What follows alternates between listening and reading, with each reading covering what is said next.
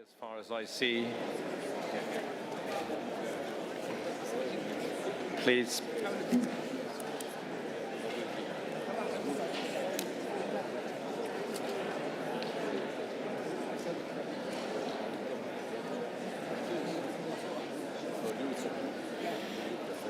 Yes, ladies and gentlemen, excellencies, colleagues, distinguished guests.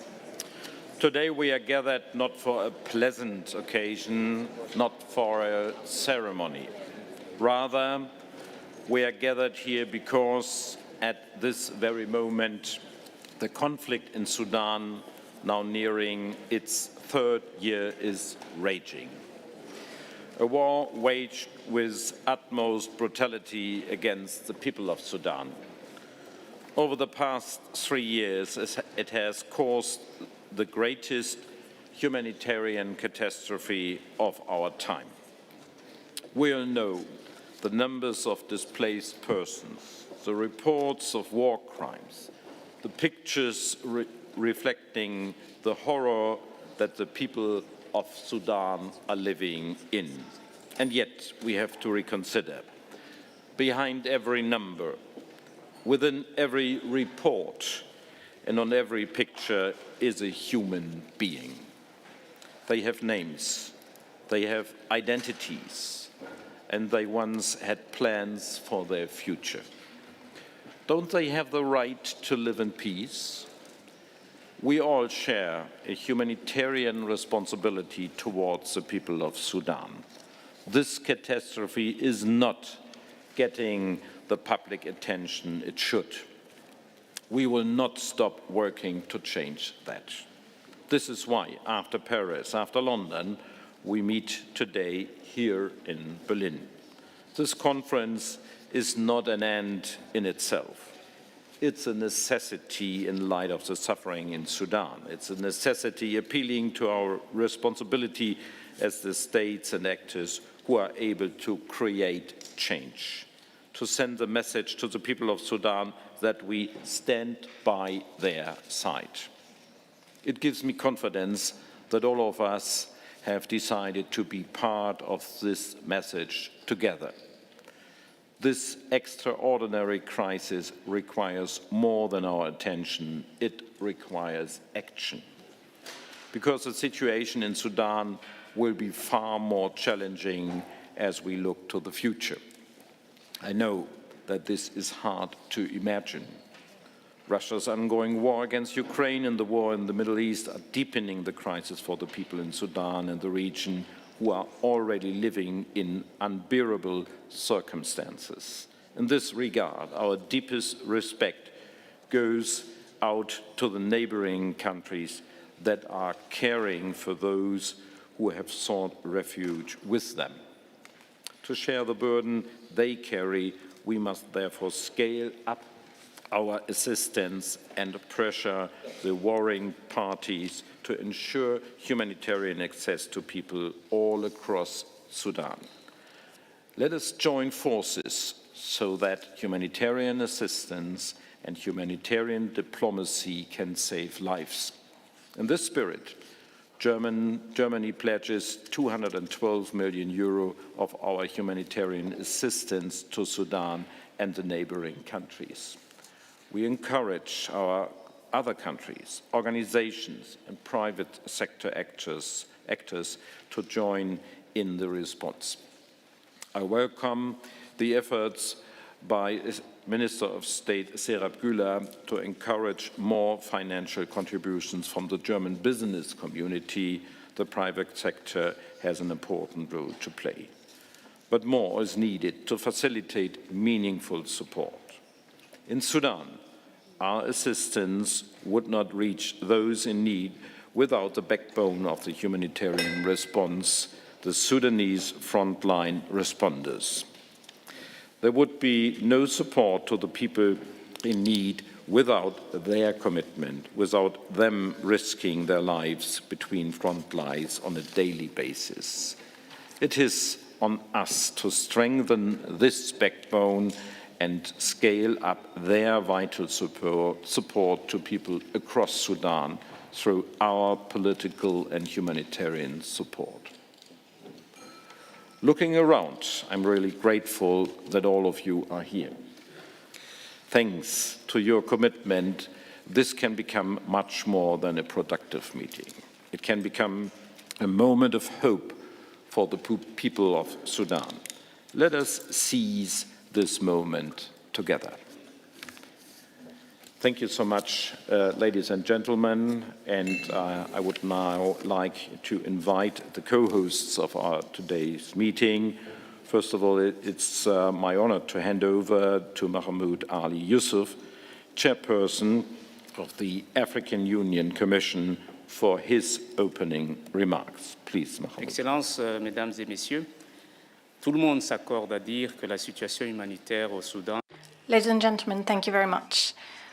Everyone says that the humanitarian situation in Sudan is one of the biggest disasters worldwide. It seems to have been forgotten. However, it seems to have been forgotten vis-à-vis the crisis in the Middle East, but it is important that we refocus our attention on this crisis.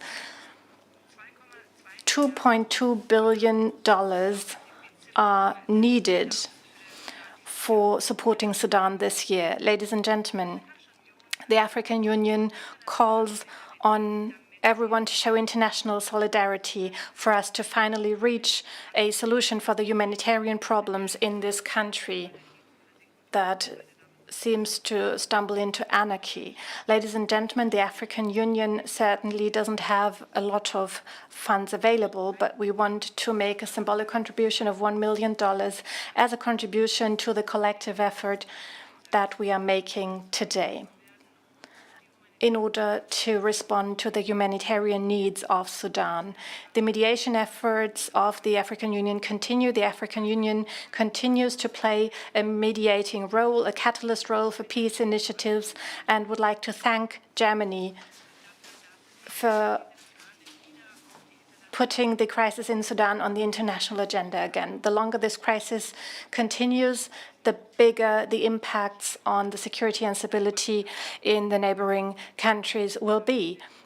This will have even more severe impacts in the long term as a consequence of the crisis today and will lead to more and more people being displaced. I don't want to go into too much detail right now. I think the international community should now have the floor. We expect a lot from them, and Foreign Minister, I would like to thank you once again for the leading role you have assumed in this conference. Thank you very much. Jean-Noël Barrot, Minister of Europe and Foreign Affairs of France, to deliver his opening address. Cher Jean-Noël. Merci beaucoup, cher Johan, mesdames et messieurs et chers amis. Nous nous retrouvons aujourd'hui dans le sillage des... Johan, thank you very much. We are meeting once again because the conflict in Sudan is continuing. Drone attacks have been happening. We've seen massacres, forced displacement, and famine. All of this continues. Against the backdrop of this drama of broken lives, France will pledge 44 million euros this year to support the civilian population in Sudan and help refugees in the region. This raises French contribution to 275 million euros since the beginning of the war. I welcome all the contribution you have made, and the severity of the Sudan crisis becomes obvious. It is clear that we stand united to exert pressure on the conflicting parties to no longer threaten humanitarian aid workers. This is a war crime. We need to do away with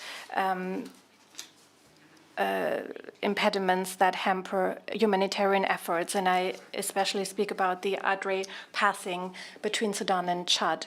With this conference, we are once again reacting to the humanitarian emergency situation, but I also know what expectations the Sudanese people have regarding us and this conference. I listened to them. I met refugees in Adre, and I met 20 civil society representatives of the Sudanese population yesterday in Paris. The message continues to be the same. We, the international actors, need to create a conducive international environment that helps finding a solution to this conflict. This is why we demand an end to the support of the hostilities by foreign actors.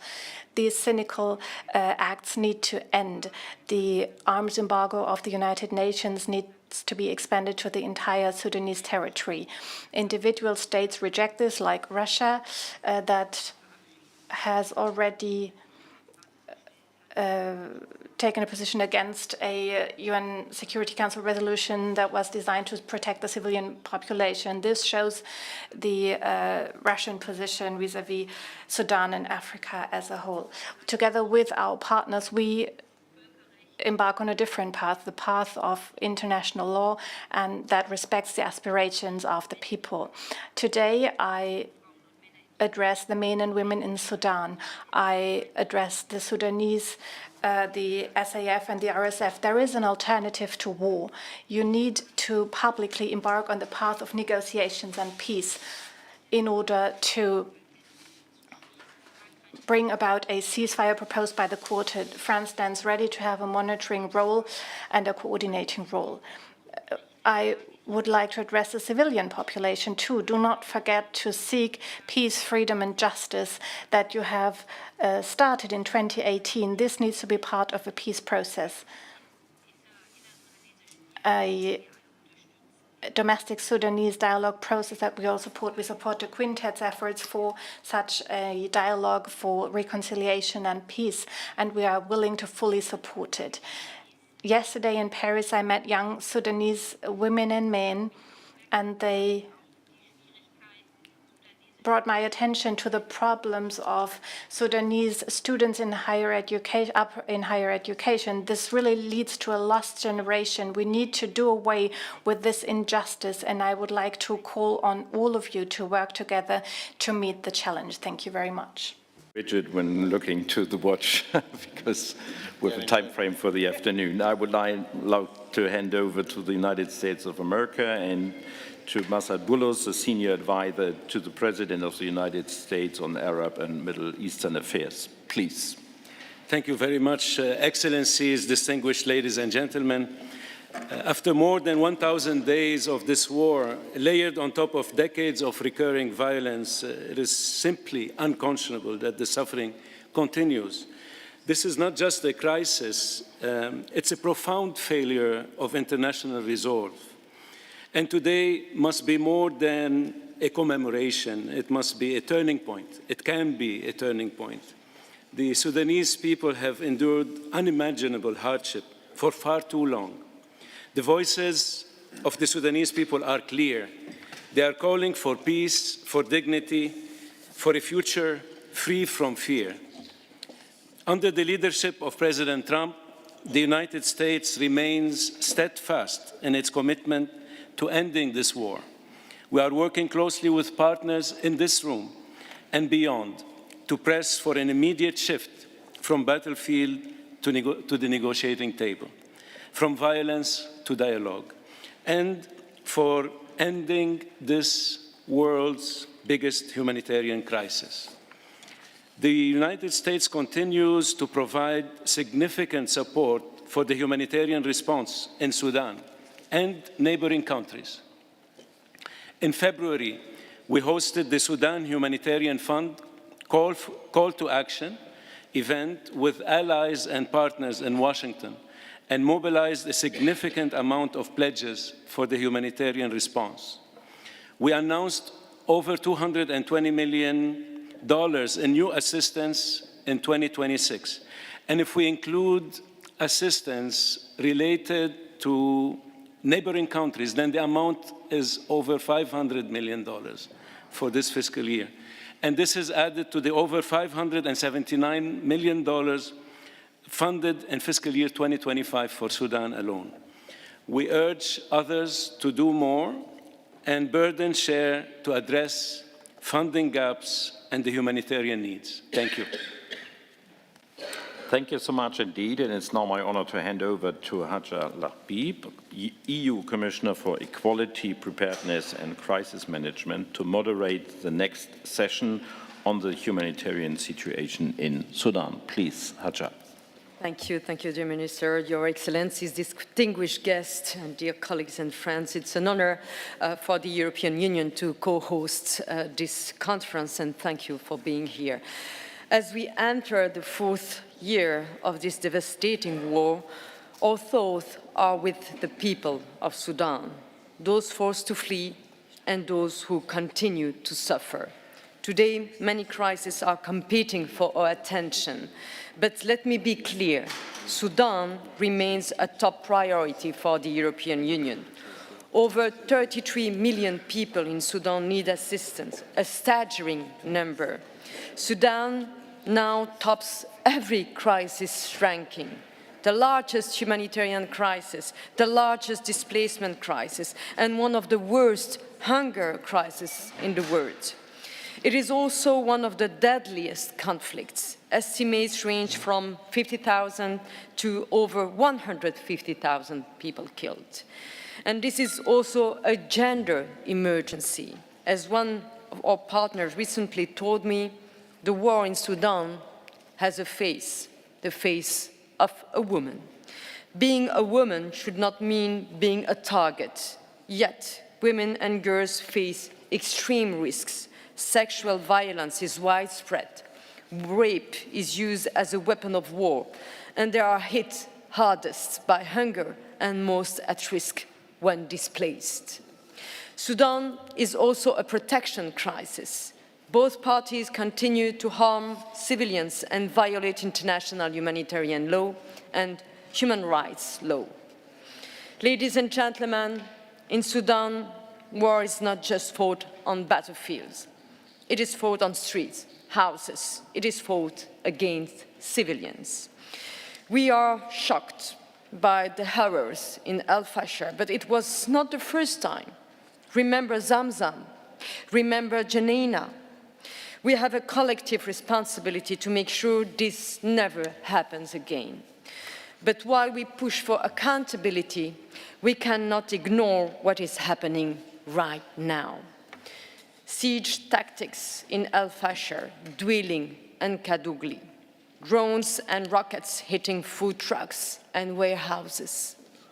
Drones are changing the face of this war. In the past 3 years, more than 2,000 people have been killed in attacks on health facilities. The latest tragedy, a drone attack on a teaching hospital in Al Dain in East Darfur, killing over 60 people, including 13 children. We condemn strongly and clearly all violence against civilians and all violations of international humanitarian law. Deliberate attacks on critical infrastructure are devastating lives, and this must stop. The European Union has launched an initiative to protect critical infrastructure. The goal is very simple: to turn legal obligations under international humanitarian law into concrete action. We are discussing a draft memorandum of understanding with both parties. It makes one thing clear: civilian infrastructure must not be targeted. Let me now turn to the first panel, which I'm very honored to chair. It will focus on supporting Sudanese mutual aid. Last month, I convened a humanitarian senior official meeting in Brussels, bringing together Sudanese and international organizations, donors, EU member states, and neighboring countries hosting millions of refugees. One thing stood out: the strength of Sudanese mutual aid. I heard directly from Sudanese first responders their courage, their sacrifice. They are not just victims, they are the backbone of the response, the quiet heroes of Sudan. And we must support them in every possible way. Thank you. And before handing over to our first speaker of the day, I invite you to watch a video statement by the UN Secretary General, Antonio Guterres. Excellencies, distinguished partners, I thank the co-hosts of this vital conference, Germany, the African Union, the European Union, France and the United Kingdom. Today marks 3 years since the war in Sudan began. It is a tragic milestone in a conflict that has shattered a country of immense promise and created the world's largest humanitarian crisis. Nearly 34 million people inside Sudan now need humanitarian assistance. More than 4.5 million have been forced to flee across borders. And credible allegations of the gravest international crimes continue to emerge. Women and girls have been terrorized and systematic sexual violence has prevailed. Families and communities have been devastated by bombardments and drone strikes. Humanitarian and commercial lifelines have been chopped off, and famine has taken hold in what was once a breadbasket for the region.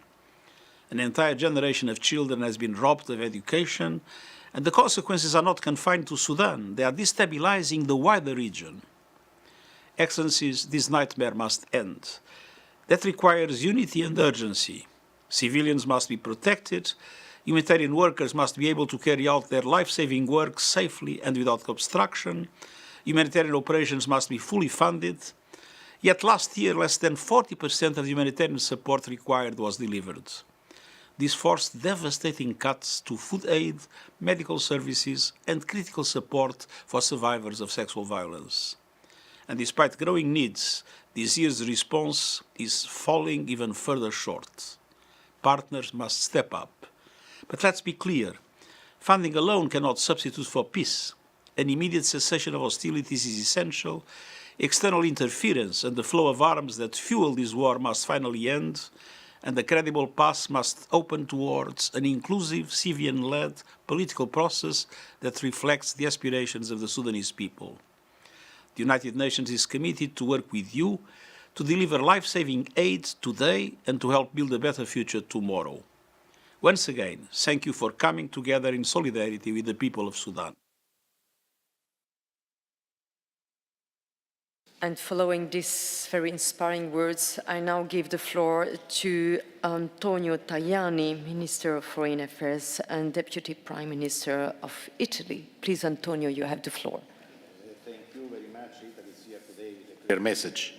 The conflict in Sudan cannot be forgotten and must be solved quickly. We call for an immediate ceasefire and for the restart of an inclusive dialogue. Sudan must return the path of peace and growth. Dialogue is the only one solution for the country and the region.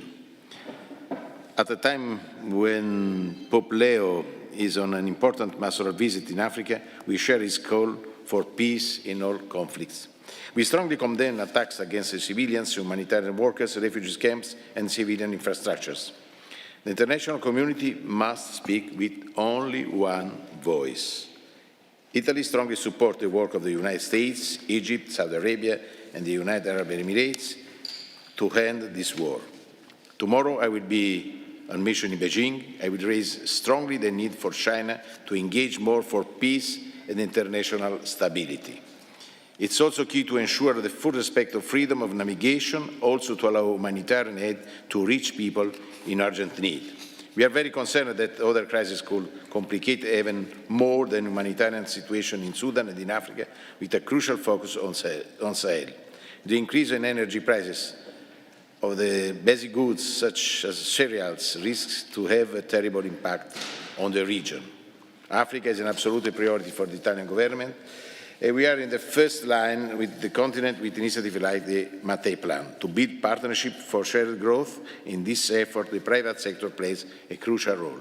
In Sudan, we launched many initiatives for more than 180 million euros, but we know that it is crucial to do more. For this reason, at the end of 2025, I launched Italy for Sudan, based on the model of Italy for Gaza. With Italy for Sudan, we bring together all the strengths of the Italian system, institutions, companies, NGOs, civil society, and international organizations. With this mechanism, we already delivered more than 130 tons of humanitarian aid to Port Sudan by air and by sea. We allocated 6 million for emergency actions, especially for food, 5 million to FAO to support farmers, 1 million to the Red Cross to provide clean water in Darfur. I am pleased to announce that today we will allocate a new package of €30 million for the new project in Sudan and neighboring countries. We will focus on the three areas: health, education and agriculture. To support our strong shared commitment, we want to make available the experience we have developed with Italy for Sudan.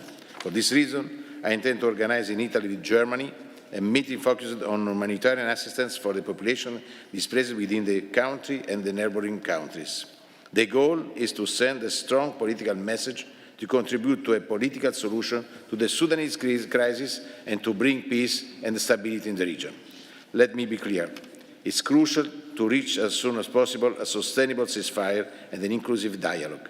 Today, on the tragic anniversary of the start of this conflict, we must speak, I underline, with only one voice to send a clear message: dialogue for achieving peace.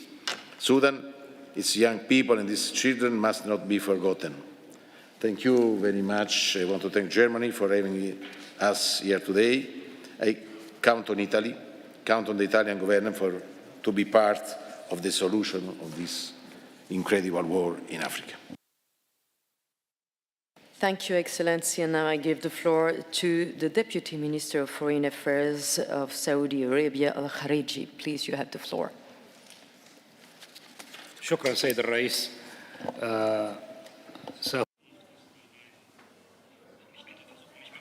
Thank you very much. I will try to be brief.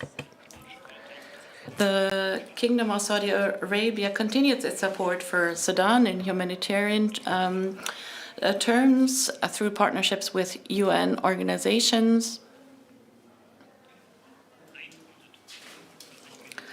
And we will pledge $145 million. 5% of the humanitarian needs are covered by that. This adds to our contributions in the past by the King Salman Center of Humanitarian Assistance. We gave $133 million. And now it's my honor to give the floor to His Excellency, the United Nations Under Secretary General for Humanitarian Affairs and Emergency Relief Coordinator, Tom Fletcher.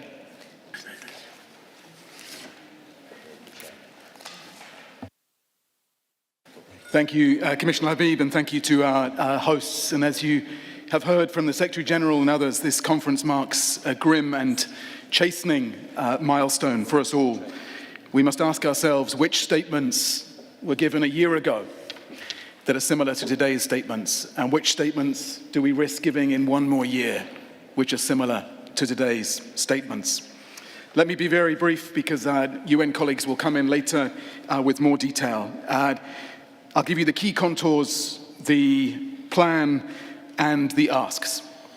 The key contours of the humanitarian landscape right now, as I said earlier, Sudan is an atrocities laboratory. Sieges, denial of food, weaponized sexual violence, as Commissioner Habib described, the targeting of schools and hospitals. Chikwe from the WHO will say more of this later on.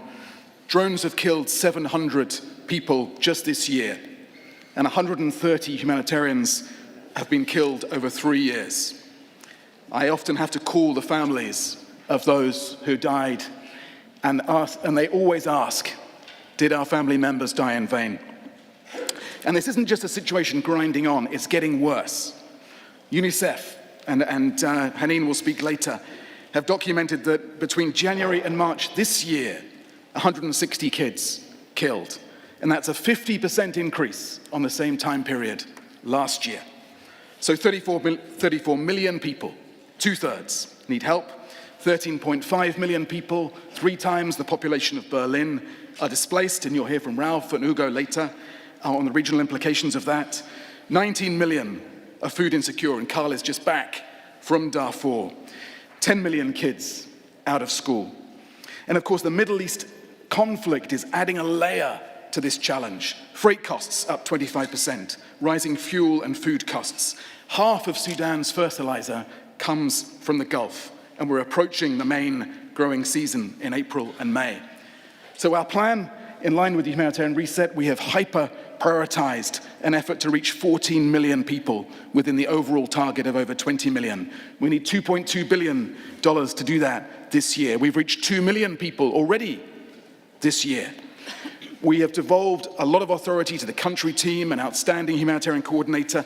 35% of our funding is going to local organizations. We're delivering this in a reform system as part of UN80, and you'll hear more about later on, and the reset. We've got to keep the access routes open. That means ADRE, not just these 1 month, 2 month, 3 month extensions. More safe routes into the Kordofan, El Obeid, Dilling, Kadugli, and to Blue Nile. We've got to expand our footprint in Darfur. The Deputy Humanitarian Coordinator is now based in Tawila and into the Kordofans, and our Humanitarian Coordinator will be there this weekend. We now have 93 staff in Darfur, which is a trebling of where we were in October 2025. And we need you to help us prioritize the enablers, the flights, the security, the comms, the medicine, the logistics, to help our response. Our asks: please front-load the flexible multi-year funding. Our 2025 plan, as the SG said, less than 40% funded, with the leading funders 27% from the US, 14% from the EU, and between 3 and 10% from the UK, Germany, Switzerland, and Canada. Second, help us on the red tape. The visas, the travel permits need to move more quickly.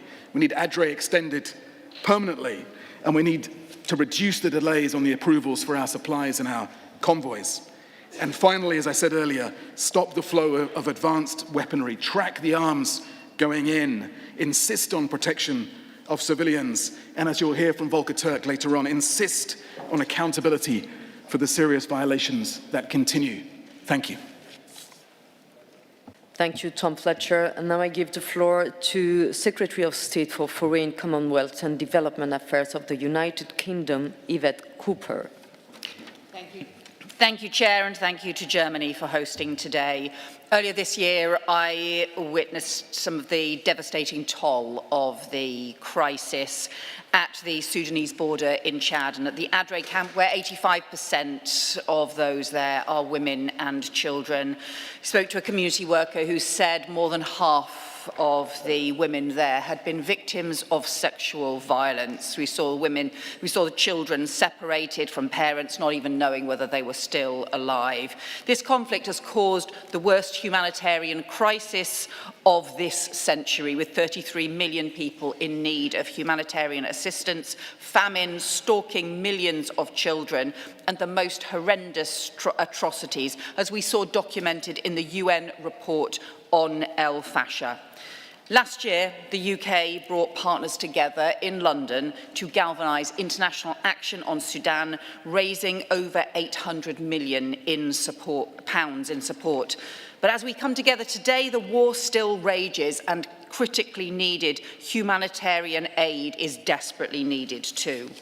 So I can confirm today the UK will commit £146 million, that is over €165 million, in life-saving aid to Sudan. And as part of that, the UK will double our support to local aid groups, including the emergency response rooms and women-led organisations. People like the emergency responders I met, who have started running community kitchens to provide food and support, but have built that to provide other services too, or the incredible group of Sudanese women who set up a makeshift support centre at the edge of a refugee camp for women who've suffered sexual violence and children beset with trauma. But humanitarian support won't ease the suffering if it cannot get through, and it is truly shocking and disgraceful the way we've seen the SAF and RSF and different armed groups continuing to weaponise access to aid, maintaining restrictions and attacking aid workers. And the humanitarian aid will not get through if we do not ensure that we get to an immediate ceasefire with the end to the atrocities, so that we can have a sustained, inclusive and lasting peace. That means pressure on the warring parties. It also means pressure to end the weapons flows, the financial and gold networks that are underpinning this crisis too. We have to build stability and security for the Sudanese people, not the chaos and collapse that we have seen, and we have to support them for their future. I finished with the words the women in Adre said to me. They said the world must listen to the women of in the Adre camp, not the military men who continue to pursue this conflict. Thank you. Thank you, Yvette Cooper, for this strong statement and strong pledge as well. Now I give the floor to Cecilia Thiam, Director of the International Non-Governmental Organization Forum, followed by Hajuj Kuka, representative for the emergency response rooms. But first, Cecilia Thiam, please, the floor is yours.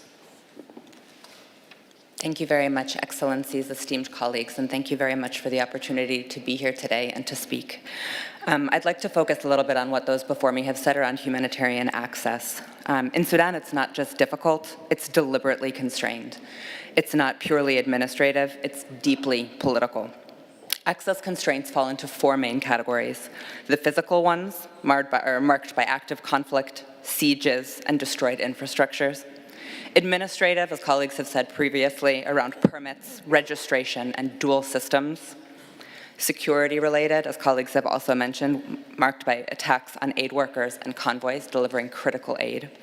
And political, with interference and the instrumentalization of aid. All of these result in delayed, reduced, or blocked aid, especially in areas with the highest needs. In addition to these obstacles, humanitarian space continues to shrink as authorities increasingly harass aid workers, impose restrictions on local responders, including through administrative interference, and humanitarians continue to be targeted.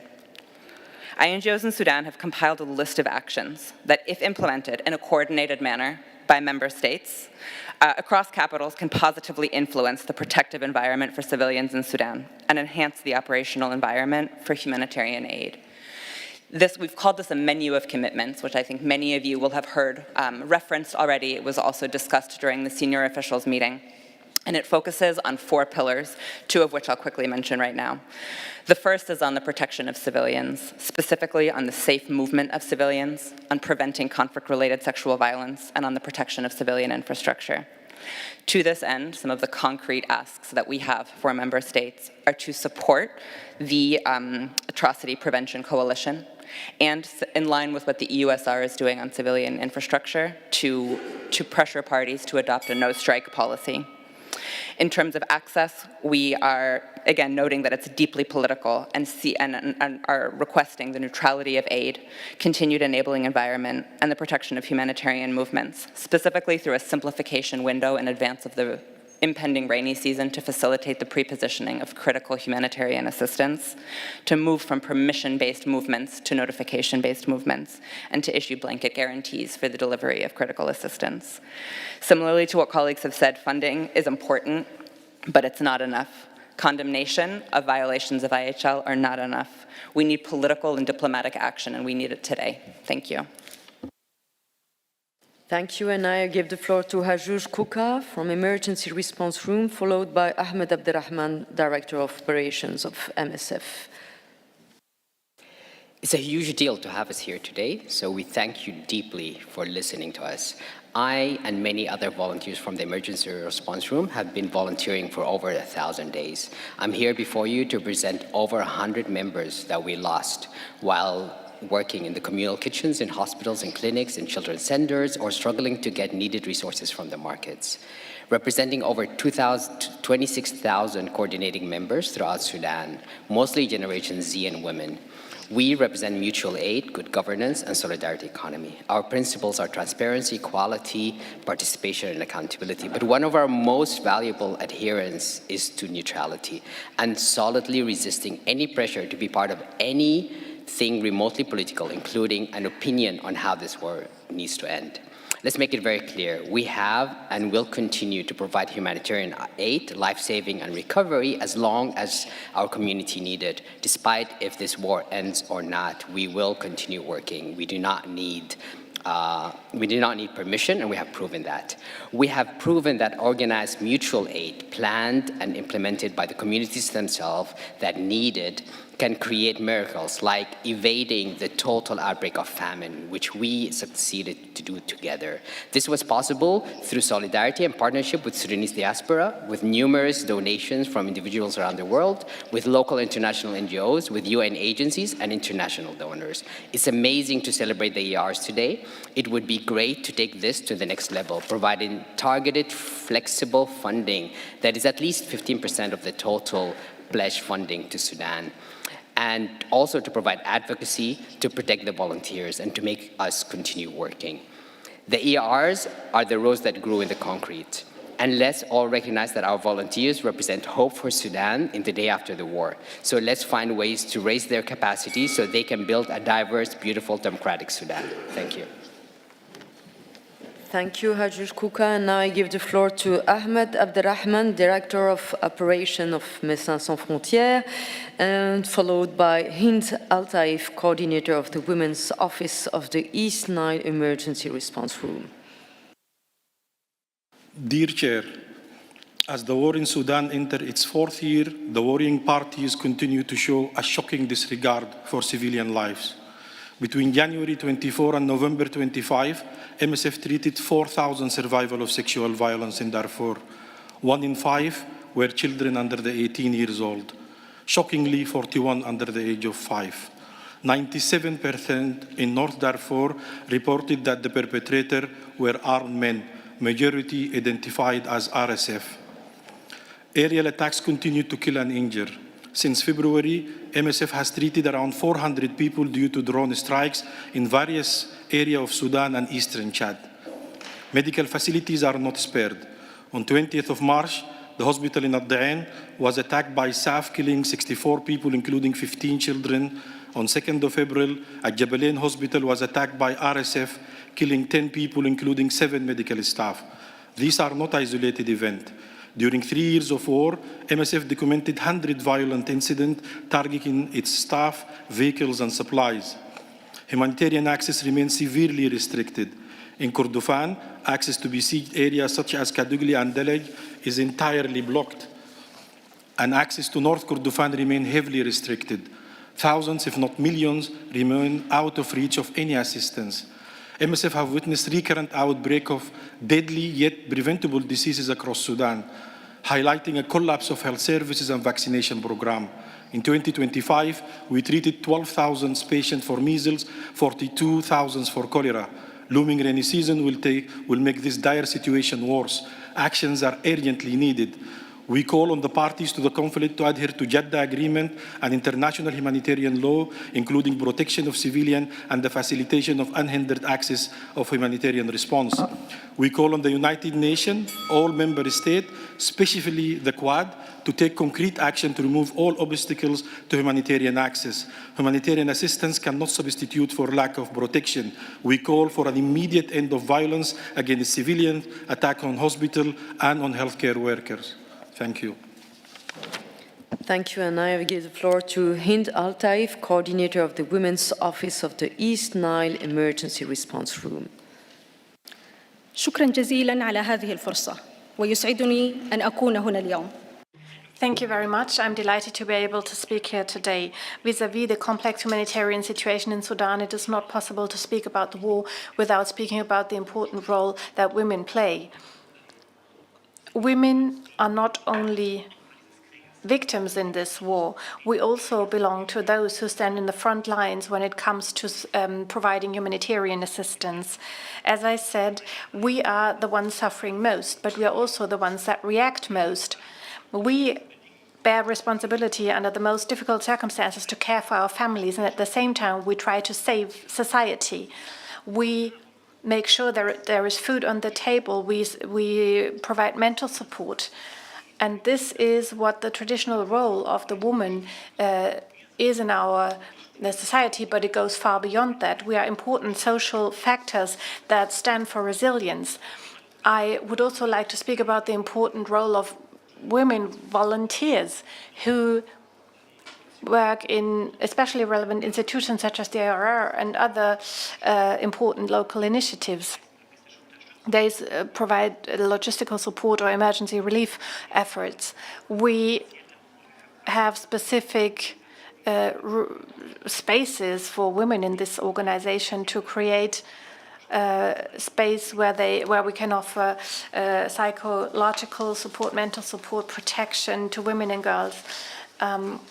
It is about basic health care and also support in case of violence that these people have suffered. We very much understand what the society needs. We work under the most difficult circumstances. This is why it is the responsibility of donor countries to think about funding mechanisms that help those truly in need. They need to receive this aid, especially women. We need flexible funding tools that are tailored to women's organizations. We need funding tools that act fast and that are based on transparency and justice. This leads to more trust and has yielded excellent results. This is not only about justice when we talk about support to women. No, women are an indispensable actor to rebuild a society. Thank you very much, Hind Altaif, to underline the critical role of women volunteers and women in general. And now I give the floor to Secretary of State for International Development of Canada, Randeep Sarai. Hello, bonjour. Sudan stands at the most severe and devastating, as one of the most severe and devastating conflicts in the world today. After 3 long years of prolonged conflict, civilians continue to bear the brunt. More than 13 million people have been forcefully displaced. More than 21 million are facing acute hunger. And more than 33 million people are in urgent need of humanitarian assistance. There's credible evidence that starvation is being used deliberately as a method of war. Families have been deprived of their rights, freedoms, and the basic necessities of survival. Women and girls have described sexual violence as an inescapable reality. What we are witnessing is a profound disregard for human life.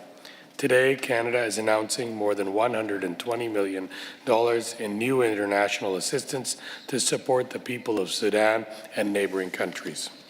This includes more than $94 million in humanitarian assistance for crucial life-saving aid such as food, health, nutrition, protection, shelter, water, and sanitation in Sudan, South Sudan, and Chad, as well as $25 million in development assistance to Sudan, which includes $18 million to Save the Children Canada to deliver safe, quality schooling for more than 60,000 girls and boys and to keep children safe from violence, exploitation, and trauma.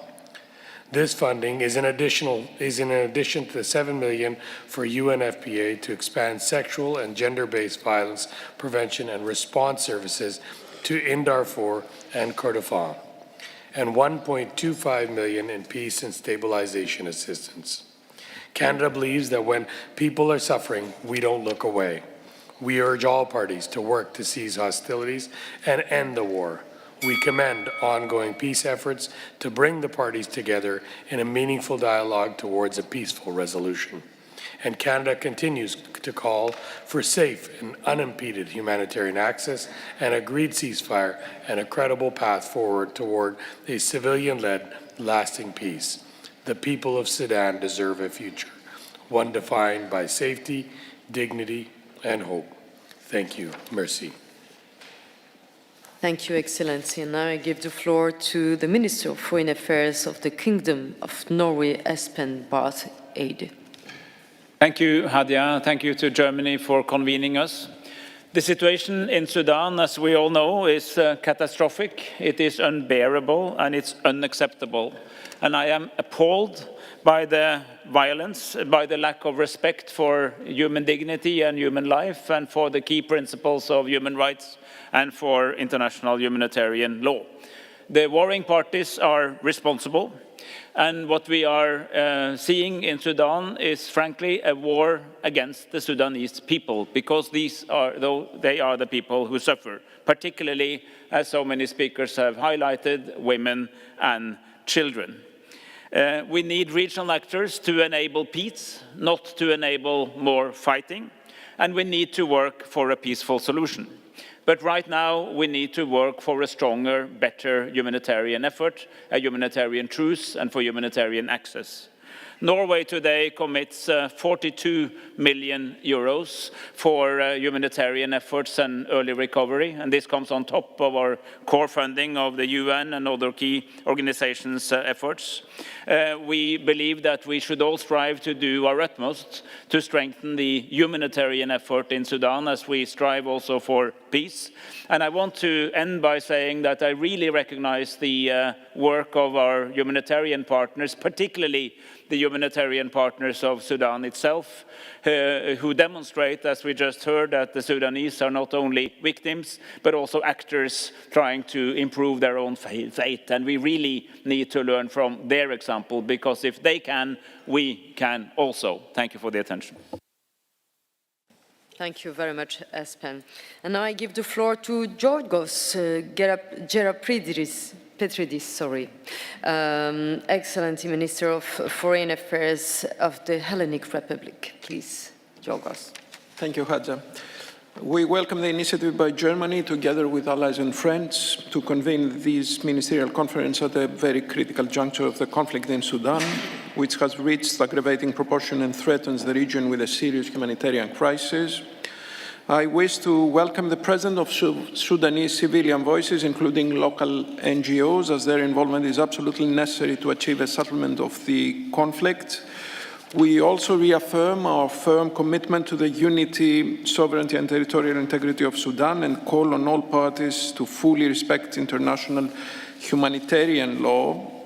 It is particularly necessary to develop a consistent approach towards migration and forced displacement in the Horn of Africa, which impacts flows both in the central and the eastern Mediterranean migration routes. Especially, we suggest immediate withdrawal of all external actors, creation of safe passages for humanitarian assistance, organized returns of displaced individuals in secure zones, scheduled and predictable funding to legitimate local actors in Sudan, especially through the emergency response rooms, creation of critical civilian infrastructures, including water, energy, health, and food supplies, that any attack against them is considered to be a war crime, support to neighboring countries hosting refugees from Sudan to prevent regional spillover, and clearly, Sudan needs a civilian-led political order. It is our responsibility and the responsibility of the international community to create the suitable environment for this purpose. Dear friends, the situation in Sudan constitutes an insult for the international community and the human dignity. We need to hear the voices of women and children from Sudan while being part of the already crucial humanitarian financial contribution of the European Union and the UN to Sudan. We also pledge to contribute an additional amount of 1 million euros on the occasion of today's conference. Thank you, Hadja. Thank you, Georgos. Now I give the floor to Neil Richmond, Minister of State for International Development and Diaspora of the Republic of Ireland. Thank you very much, Commissioner, and I'm extremely grateful to our German hosts for this very important and timely event. Friends, as we move into the fourth year of this devastating conflict, this grim milestone must drive us to redouble our efforts to find a resolution to the conflict in Sudan. We are witnessing the world's worst humanitarian displacement and protection crisis. The scale of human suffering has reached a horrifying and unfathomable scale. The use of starvation and rape as weapons of war are particularly shocking. As the international community, we have a moral obligation to act. Rapid, principled and sustained humanitarian access must be guaranteed to reach those most in need. The scale of human suffering demands that we also work to improve the effectiveness of our aid, including by better supporting local community groups across Sudan. Last year, Ireland contributed €14.3 million in assistance directly, and this year we will significantly increase our assistance in response to the Sudan conflict.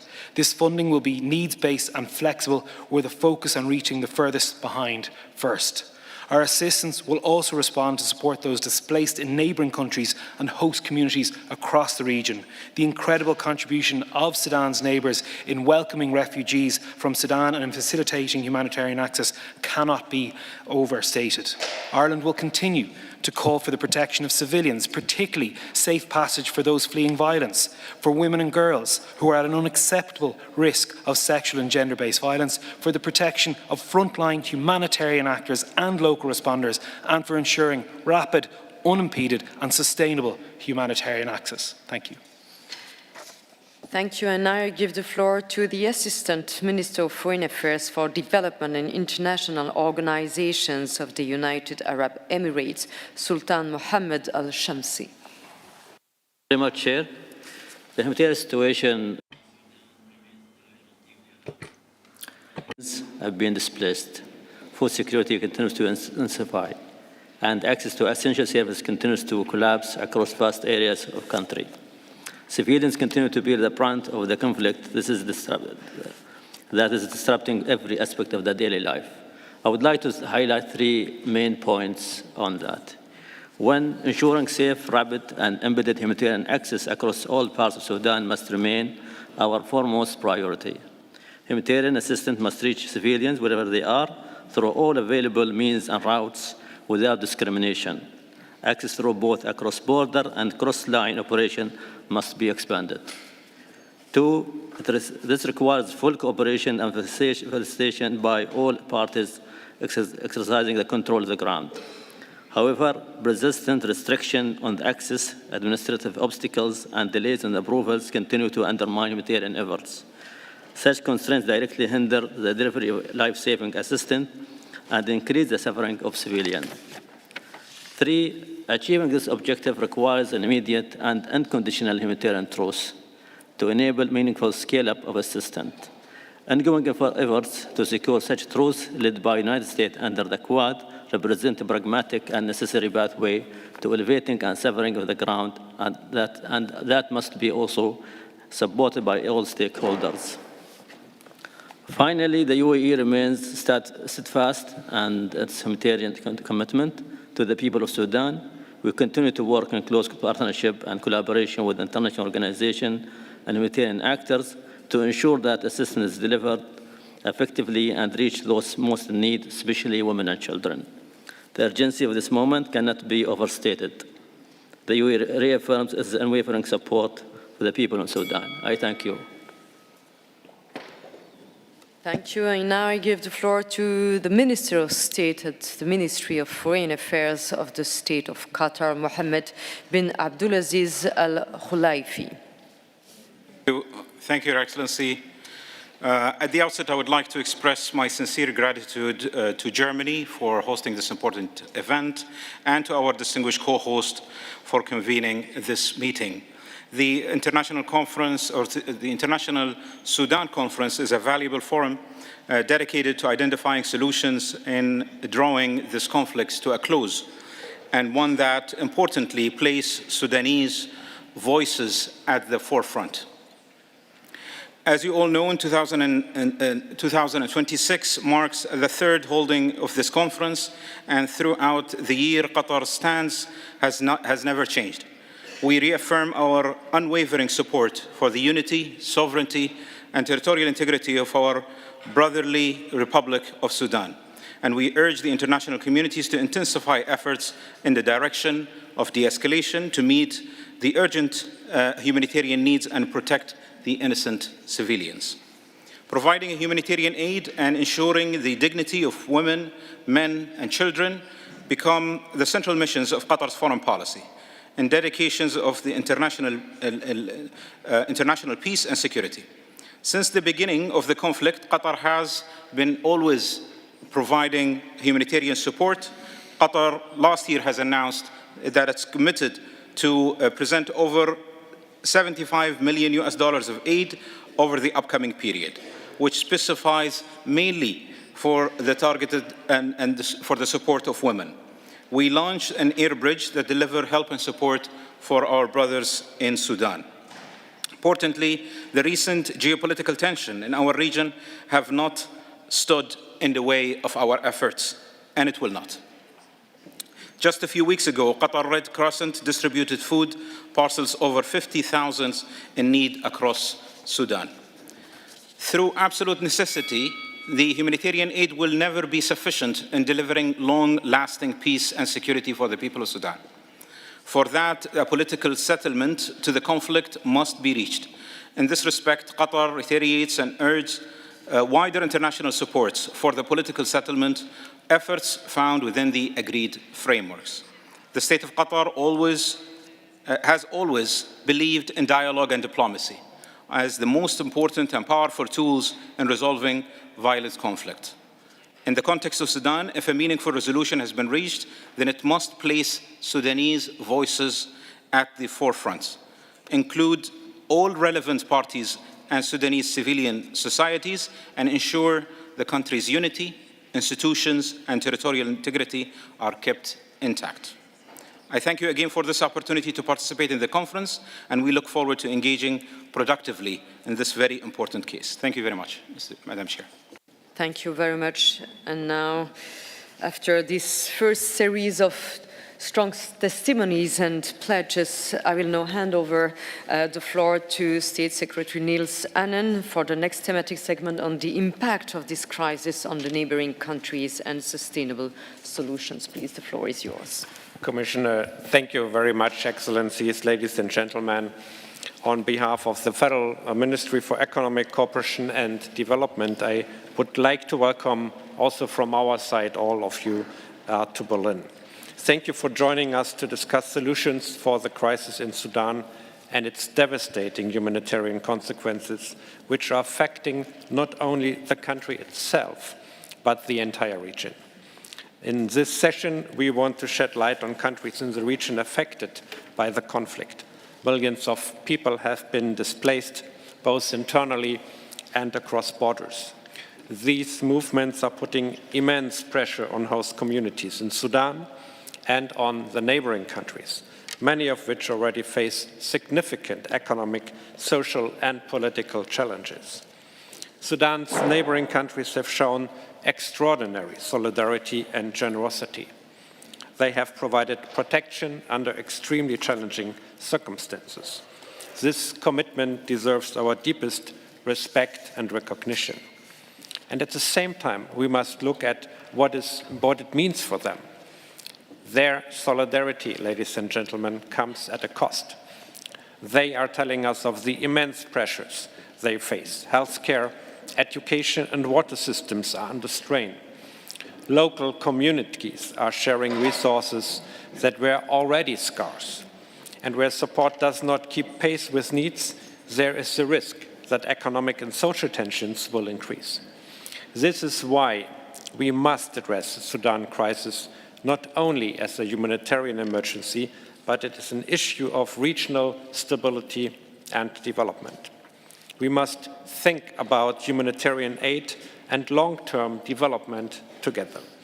We need them to happen at the same time in order to relieve pressure, build structures, and create prospects for a peaceful future in the region.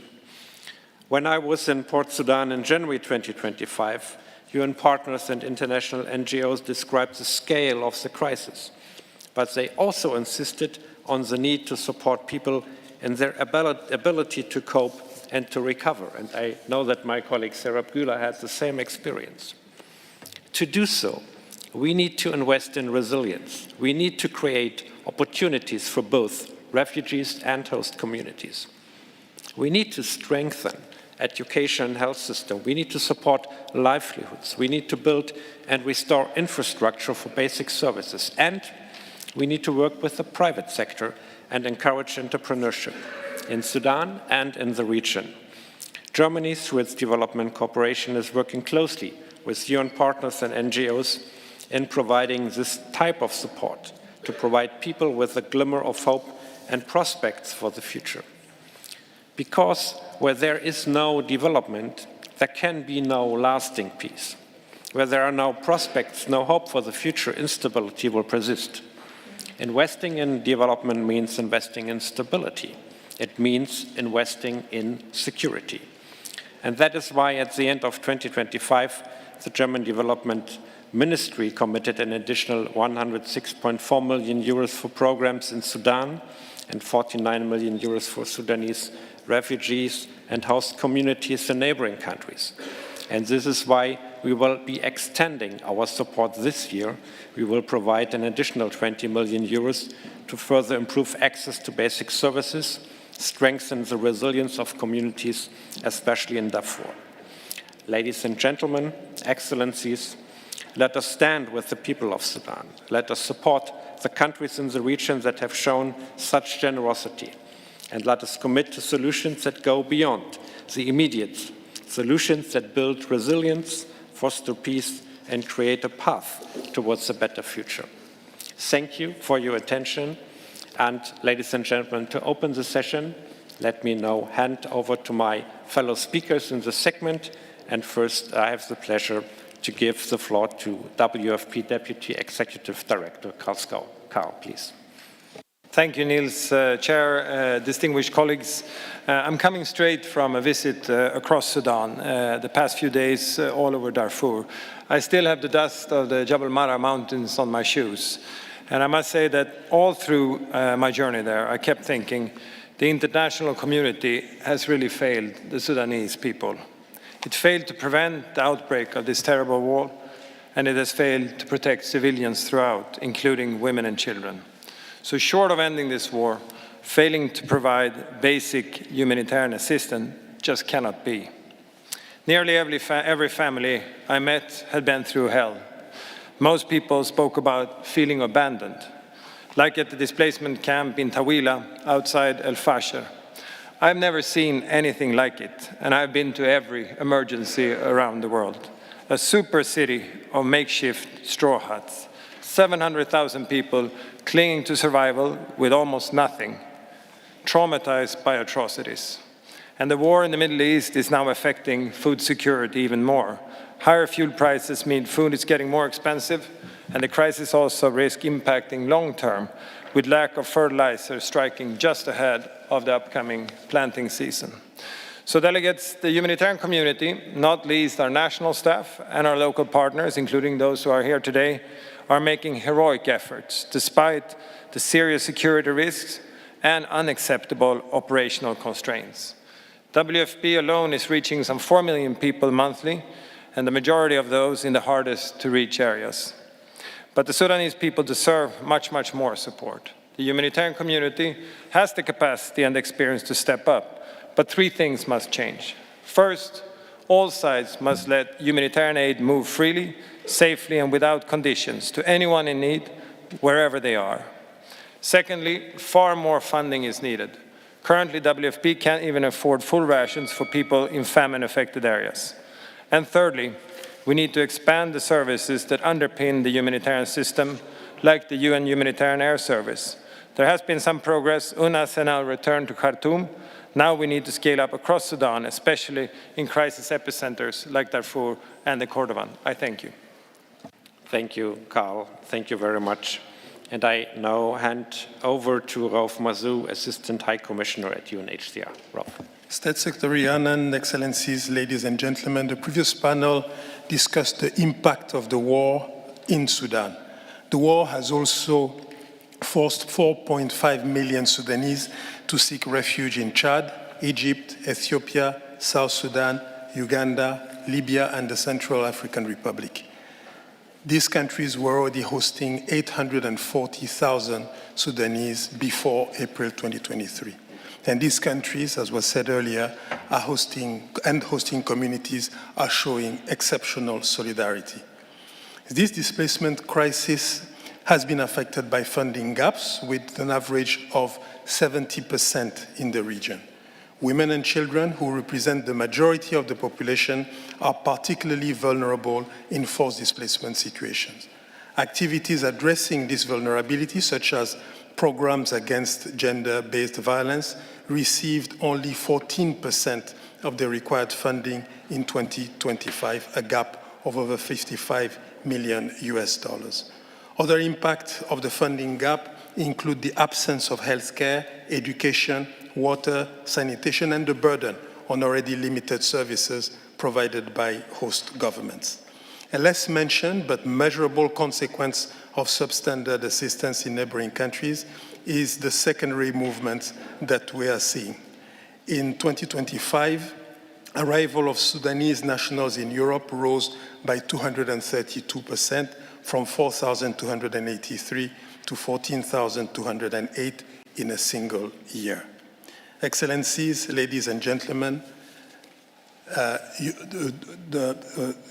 we have spoken about gaps and vulnerability, but it's also important to underline that in all countries, efforts are being made to support self-reliance and include refugees in social services. Germany has long supported this approach, including co-organizing a roundtable on sustainable programming in Berlin in July 2024. The Sudan crisis is overwhelming, but we have the tools to respond. What is needed now is sustained political and financial commitment, and I thank you. Thank you very much. It gives me great pleasure now to hand over the floor to Hanan Suleiman, Deputy Executive Director with UNICEF. Thank you, Your Excellency. Distinguished delegates, it is an honor to speak with you today. Distinguished delegates, in the first 90 days of this year, 250 children were casualties to this war. In just 90 days. In this war, we have seen over 4,300 children killed or maimed. The numbers are staggering. As a Sudanese, we have lived through many conflicts, but I have never seen a conflict that has spread the entirety of the country and affected every segment of society, in particular Darfur and Kurdistan, but in addition, other states. It is also difficult at this time to speak about resilience at a time of such extreme violence in Sudan. However, it is critical that the systems that provide basic services are kept functioning to reach more people in need and support recovery. And as my colleagues and others have said, people are returning within the country or from outside the country, and this makes it even more essential. This requires a two-pronged approach. We must sustain and scale our life-saving response. For example, to disease outbreaks such as cholera, where conflict, displacement, and damaged infrastructure are dramatically increasing risks. In the famine areas, and where we have seen global acute malnutrition reach 52%. That is equivalent to what we saw in Somalia during the famine of global acute malnutrition of 58%. This is really unprecedented. We must also invest in strengthening health systems, education systems, and so on. We have to work on preventing future outbreaks to ensure children across Sudan can grow up healthy and safe. We must invest in education. It is the way to prepare for the future. And we must invest in local partners and NGO partners. In Sudan, over 70% of our NGO partners are Sudanese. This is absolutely vital. The solution to the crisis requires three immediate actions. One, a political solution. As humanitarians, given the scale of the crisis, we are unable to work without humanitarian truces and a conflict that must end. Secondly, essential systems need to be accessible. We need protection of civilians. We need access routes that work for the most vulnerable. And thirdly, an immediate injection of funding is critical for humanitarian actors to be able to respond at scale based on predictable and flexible financing. Sudan's children need your leadership, and your action here today must translate into improved access and protection, increased funding at scale, and accelerated political efforts to find a durable solution to the crisis. Thank you very much for your continued support, and to the government of Germany for this distinguished gathering. Thank you. Thank you. Thank you very much. And I now call on Sylvie Baipo-Temon, Minister of Foreign Affairs, Francophonie, and Central Africans Abroad for the Central African Republic.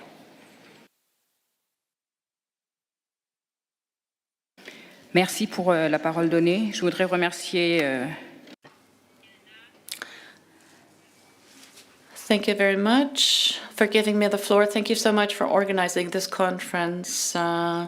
Sudan continues to be suffering a severe crisis with traumatic consequences, armed conflict, and it has repercussions for civil society, a collapse of services. We're seeing a humanitarian crisis and situation deteriorates, and it's not an isolated crisis, but poses a threat for the overall stability of the region, especially for the Sahel and Central Africa.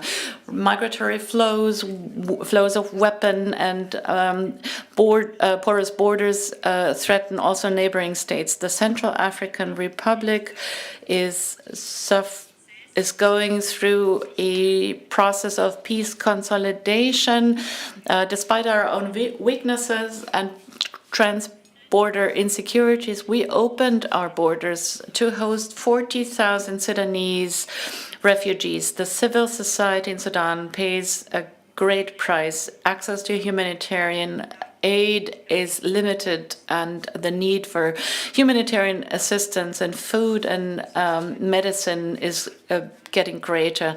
We welcome the efforts of international partners, neighbors, and regional organizations who all endeavor to de-escalate the situation. We stand in solidarity with the humanitarian aid workers, with civil society, which endure difficult circumstances. It is important to coordinate initiatives better, and humanitarian measures are coordinated in a better fashion. We must not forget that only an end to the conflict will lead to alleviate the needs. We call upon the international community to make sure that the situation doesn't deteriorate further. We need to cushion consequences, and we also need to combat the root causes, because every humanitarian emergency is caused by war. We need dialogue. We are at disposal to engage in dialogue, and we welcome all initiatives to foster dialogue. Peace is an important precondition for the stability of the region and the continent. Allow me to recall that we're living a critical moment. International law, international humanitarian law is trampled upon, and this is why we need to show responsibility together, to call on the parties to respect the wishes and the will of the people. The international community must understand that the strategic rivalries and interests have too strong a weight and further exacerbate this conflict. Beyond political differences, what's at stake here is the dignity of the people and human lives. Thank you so much. And I now would like to give the word to Yusuf Abbas Salah, Ambassador of the Republic of Chad to the Federal Republic of Germany. Ambassador. Merci de m'avoir donné la parole. Le Tchad salue. Thank you very much for giving me the floor. Chad welcomes the initiative of the organizers led by Germany. Millions of people, especially women and girls, women and children, are suffering in Chad still as refugees, so it is important for us to act. We need lasting, sustainable political solutions. In order to reach that point, it is urgently needed that we reach a humanitarian ceasefire until a solution is found. This crisis is not only a humanitarian crisis, it also directly affects the social infrastructures, the healthcare system, the educational system, access to water. It also puts pressure on resources such as water, soil, and it leads to tensions with local communities. At the same time, there are imbalances in aid deliveries. Chad undertakes huge efforts despite our very limited resources, and we would like to thank all partners who have come together here. But we would like to ask for more support to be able to respond to the multifaceted needs. We need an integrated approach and an effective use of the funds. One thing is to mobilize funds, but the other thing is to implement them effectively so that those in need really receive this help. That is crucial. To wrap up, I would like to thank everyone who joined this initiative and is committed here. This initiative has our full support, both at the regional level and at the international level, in order to reach a lasting solution for our beloved Sudan. Thank you very much. And I now have the pleasure to give the floor to Mr. Yero Balde, Director of the Transition States Coordination Office at the African Development Bank Group. You have the floor. Excellencies, ladies and gentlemen, the African Development Bank Group remains firmly engaged as one of Sudan's largest development partners, with an active portfolio of approximately 645 million euros across public and private operations. Following the outbreak of conflict, we restructured our portfolio to remain engaged and ensure resources could continue reaching affected populations. Drawing on our experience at the Humanitarian Development Peace Nexus, we work closely with the United Nations system and the International Committee of the Red Cross. This allows us to integrate development objectives into a humanitarian response, recognizing that even during conflict, livelihoods and markets can still be supported in areas of relative stability. Around 70% of our portfolio focuses on agriculture. Together with private agribusinesses and the World Food Programme, we are supporting wheat production in more secure areas. This shows that linking humanitarian assistance with development investment is not only possible, but effective. Excellencies, Sudan's recovery and future stability depend significantly on local actors. As we just heard, community responders, such as the emergency response rooms, have been at the forefront of survival efforts. Women-led groups play a vital role, particularly in protecting and supporting survivors of gender-based violence. Through our partnership with the ICRC, we support Sudanese actors to support displaced populations through community-based approaches. Thanks to the ICRC and local partners, we are able to reach over 1 million displaced people, restoring basic health and social services in conflict zones, while focusing on the needs of women and promoting their participation in crisis management. This is in addition to our regional response to the crisis, where with UNDP and UNHCR, we supported refugees and returnees and host communities in Chad, Central Africa, and South Sudan. The African Development Bank Group strongly supports scaling of flexible and predictable financing to Sudanese local actors, including local businesses. This is essential to reach hard-to-access areas and link emergency response with a development perspective. In this regard, we plan an additional euro 206 million over the next 3 years, indicatively. Finally, as families began returning to Khartoum and other areas, restoring services and livelihoods will be critical. Thank you very much. Thank you very much for that important contribution. And it's a pleasure to give the word to the Ethiopian Minister of State, His Excellency Hadera Abera. Excellencies, distinguished guests, ladies and gentlemen, Ethiopia stands today as a nation defined not only by its history, but by its humanity. At a time when displacement has reached unprecedented levels across our region, my country has remained steadfast in its commitment to offer protection, dignity, and hope to those forced to flee their homes. We are currently hosting more than 1.1 million refugees. Among them are between 70 and 80,000 Sudanese men, women, and children who have crossed our borders in search of safety from the ongoing conflict in their country. They arrive often with little more than their resilience, their stories, and their hopes for peace. Ethiopia has chosen to receive them with open arms. This commitment is not born out of abundance, but out of principle. Our host communities, many of them face their own economic challenges, have shown extraordinary solidarity. They are sharing what little they have: food, water, land, and opportunity. This spirit of compassion reflects the base values of our traditions. However, let us be clear, Generosity alone cannot sustain this effort. The scale of displacement we are witnessing requires collective responsibility. Frontline states like Ethiopia cannot and should not bear this burden alone. Sustained international support, increased investment in host communities, and stronger partnership are essential to ensure that refugees and the communities that welcome them can live with dignity and hope. Ethiopia remains committed to advancing inclusive policies, expanding access to education, livelihoods, and essential services for refugees. We believe that supporting refugees is not only a humanitarian obligation, but also an opportunity to foster resilience, stability, and shared progress.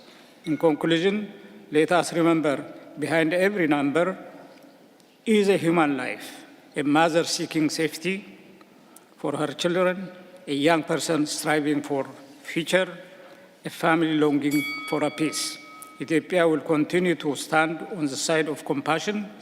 We will continue to share, to protect, and to hope.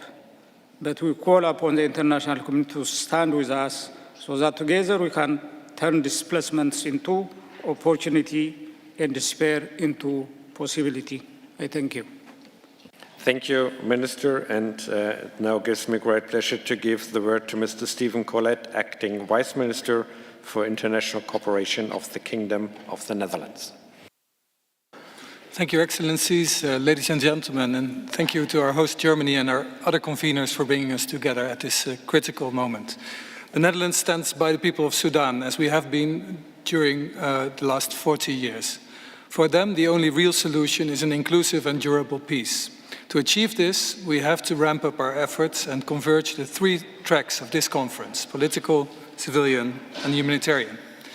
On the political track, we need progress towards a ceasefire and prepare for the day after.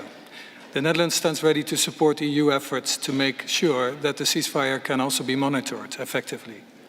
The political track cannot stand alone from the civilian.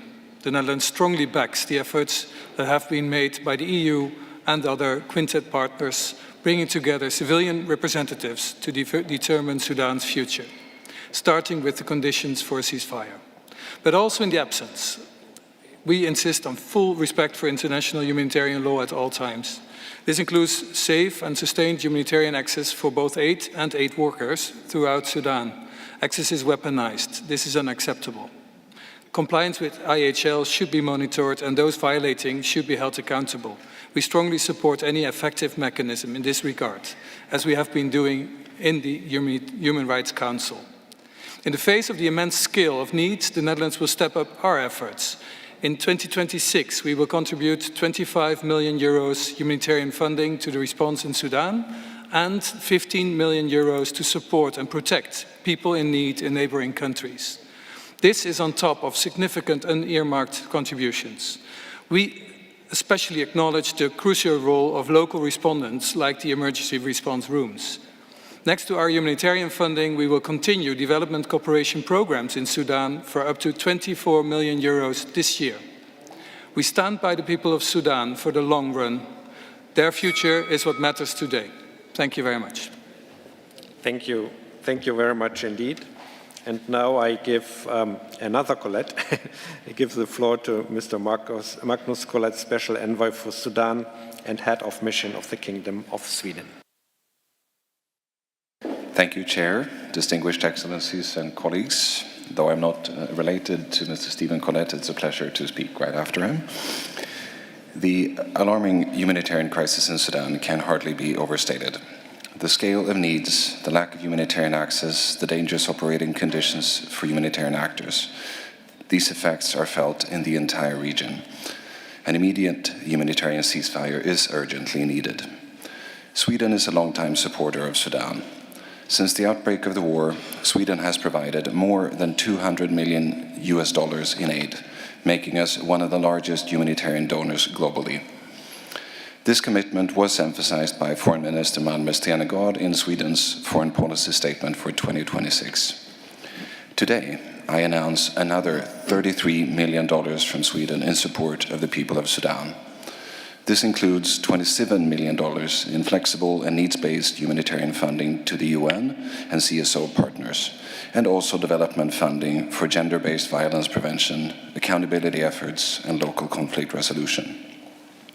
We will also continue to provide assistance to the affected neighbors, including Chad, South Sudan, and Ethiopia. Ensuring that humanitarian assistance reaches people in need is absolutely critical. This requires full respect for IHL, including safe, rapid, and unhindered humanitarian access. Sweden fully supports the UN humanitarian leadership in Sudan. We stress the importance of close and meaningful collaboration with Sudanese civil society, including women, to deliver a robust and coordinated response. Sweden also strongly supports the continued shift towards a locally led humanitarian response, building on the life-saving frontline action by local groups. The recent atrocities in Darfur, Kordofan, and other areas are an urgent call for decisive action. We must do everything in our power to protect civilians and prevent war crimes, crimes against humanity, sexual violence, and serious human rights violations. Serious international crimes have been committed by both parties to the conflict. Those responsible must be held accountable and justice given to the victims. The culture of impunity must end. I conclude by repeating Sweden's main message today. We need an immediate humanitarian ceasefire. Sweden supports the efforts by the Quad, and we work closely with the EU to reach an understanding between SAF and the RSF to protect civilian infrastructure. These efforts must continue until the suffering of the people of Sudan ends. Thank you. Thank you. Thank you very much. And I now hand over to Mr. Tim Enderlin, Head of the Division Peace and Human Rights at the Federal Department of Foreign Affairs of the CIS Confederation. Thank you, Chair, Excellencies, colleagues. The situation in Sudan is deeply alarming. Civilians face systematic violence, humanitarian access is restricted, and violations of international humanitarian law continue unabated. Let me emphasize 3 points. First, on humanitarian access. Humanitarian agencies are caught in the power struggles between the conflict parties, whose practices undermine the principles of neutrality and independence. This is a political problem. Our humanitarian partners cannot resolve it alone. They need our support. Pressures by the conflict parties on NGOs to register exclusively with them and threats of suspension for non-compliance threaten the humanitarian response. These practices must cease immediately. All conflict parties must ensure that no organization faces suspension or retaliation for engaging impartially with other conflict actors. Second, on the protection of civilians. Yes, we need a ceasefire. Yes, we need a political solution. But allowing and facilitating humanitarian access and protecting civilians are obligations under international humanitarian law. They are not contingent on a ceasefire or advancements on the political track. Humanitarian access must be granted now. Civilians, including humanitarian personnel, must be protected now. IHL must be respected now. Third, on Switzerland's response, Switzerland mobilized an additional $62 million in December 2025 and dispersed it to its partners. This ensured that life-saving activities could continue without interruption at the start of the year. For the current year, we have allocated an additional $28 million to sustain our support. Since the outbreak of the conflict, Switzerland has mobilized $266 million to support Sudan and the region. It is Switzerland's largest humanitarian response in Africa to date. Excellencies, colleagues, civilians pay the highest price for this war. We must support them according to needs and independent of conflict lines. Thank you. Thank you. Thank you very much, Mr. Enderlin, for your contribution. And I now call on Mr. Sahahiro Takasugi, Special Envoy for the Horn of Africa of Japan. The floor is yours. Thank you, Chairperson. On behalf of the government of Japan, I extend my heartfelt gratitude to Germany and all the co-organizers for your dedication in bringing us together for this important cause. After 3 years since armed conflict broke out between SAF and RSF, even at this very moment, Sudanese people are suffering as a result of the ongoing violence. Japan is deeply concerned with the severe humanitarian crisis that continues to unfold. This conflict has created a situation where more half of Sudan's population are in urgent need for humanitarian assistance. Many families, especially women and children, have been forced to flee their homes and seek refugees in neighboring countries. The stability of Sudan, which lies along the Red Sea, is crucial for the peace and security of the entire Horn of Africa. We must not allow instability here to spread further across the region. We are aware that the conflict has led to division within Sudan and with the effort to establish a new independent government. However, we firmly believe that Sudan's sovereignty, unity, and territorial integrity must be protected and preserved. Moreover, we cannot allow this conflict to reverse Sudan's progress toward democracy. We strongly hope that the fundamental rights and freedoms of all Sudanese people will be protected and that the transition to civilian rule will move forward. To make this possible, we earnestly call for the immediate de-escalation of violence and the realization of a lasting ceasefire.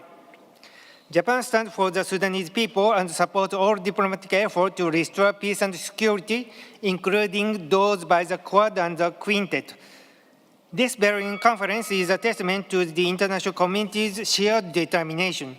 We sincerely hope that today's gathering will mark a turning point toward a brighter future for Sudan. As we mark the third anniversary since conflict erupted in Sudan, let us renew our determination to shine a light on the ongoing humanitarian crisis and strengthen our international solidarity to help those in need.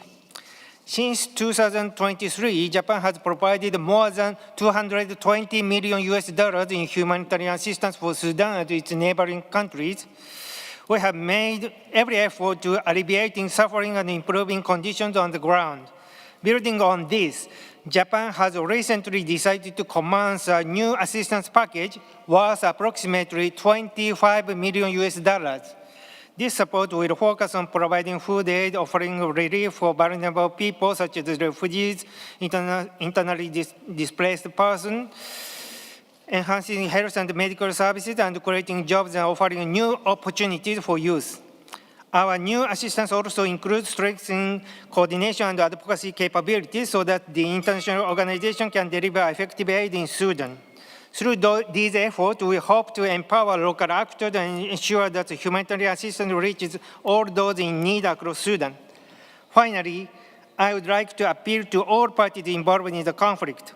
Please do everything possible to guarantee unimpeded humanitarian access so that life-saving aid can reach every person who needs it without delay. Thank you. Thank you very much. And as the last speaker in this session, I now call on Ms. Marine Ratnik, Deputy Minister for Economic and Development Affairs at the Ministry of Foreign Affairs of the Republic of Estonia. Marine, please. Thank you, Niels, and I would like to thank the European Commission and Germany as a host of this conference, particularly timely, as extreme hunger, displacement and loss of livelihoods have brought Sudan to the breaking point.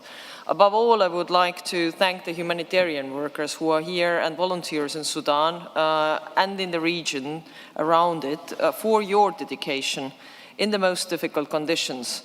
As the world's largest humanitarian crisis enters its fourth year, the suffering we are witnessing remains unimaginable. It sounds hollow, but Estonia remains profoundly concerned about the suffering of the people of Sudan and its neighboring countries. More aid is urgently needed, enabled by safe, timely and unhindered humanitarian access.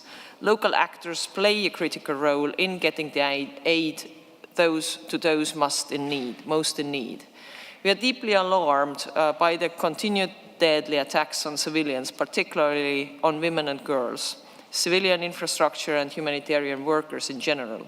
We condemn profoundly all violence against civilians and violation of international humanitarian law. Ultimately, only political solution can end this crisis.